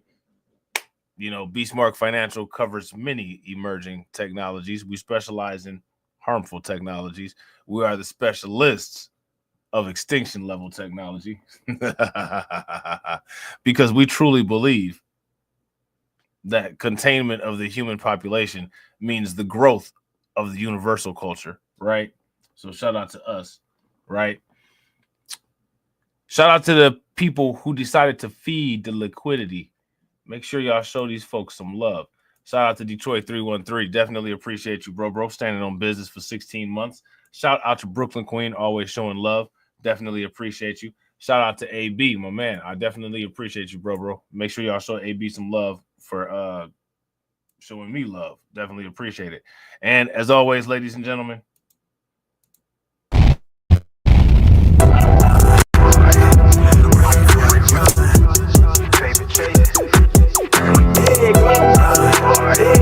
run for it, run. Yeah, hey, okay, I'm fresh up out the package. Time I did, I pay my dues. Affiliated to this paper, I need freedom for my family line. Draw my life design up like fine art. I'm jumping out just an unfamiliar coordinate. Topped off the porch like I could touch the sky. Red is not one trill. The ism talk the water out your faucet. Look at me flossing, I'm so wavy, I could change the tide. My intuition sense the hatred in your ways. You imitated, forging lines, claim meaning means that's just to justify.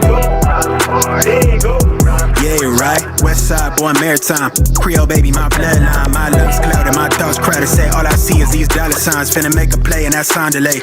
On mamas, I testify. Run for it, run for it, run. I'm out here paper chasing, looking for the funds. Run for it, run for it, run. I'm out here paper chasing, looking for the funds. Run for it, run for it, run. I'm out here paper chasing, looking for the funds. Run for it, run for it, run. I'm out here paper chasing, looking for the funds. Game recognized game. I'm from the Bay, okay, I'm versatile and my slang is different. I'm lane switching with the same people that I came up in this thing with. My head swivel, I'm homebound. Got a target back on my backside. The cat peeling with the cast iron. Better run for it, run before I catch you. Niggas out ball it, block it. Trying to stop my blessing. Gamble with your life. Don't bet it, don't bet it. They can't stop my blessing. You do best not to test it. Yeah, you right. Real all in my blood supply. Dig it ball up top, finna make a play. I cast a lob like I'm Jalen, baby. No co-signer, no co-pilot. They pen pals, my flow designer. My brain signal out of range with it. My palm mission, it's a dollar sign. If I say it twice, then I meant it right. My brain signal out of range with it. My palm mission, it's a dollar sign. You know, co-signer, no co-pilot. They pip-tiles, my flow designer. My brain signal out of range with it. My palm mission, it's a dollar sign. Run for it, run for it, run. I'm out here paper chasing, looking for the funds. Run for it, run for it, run.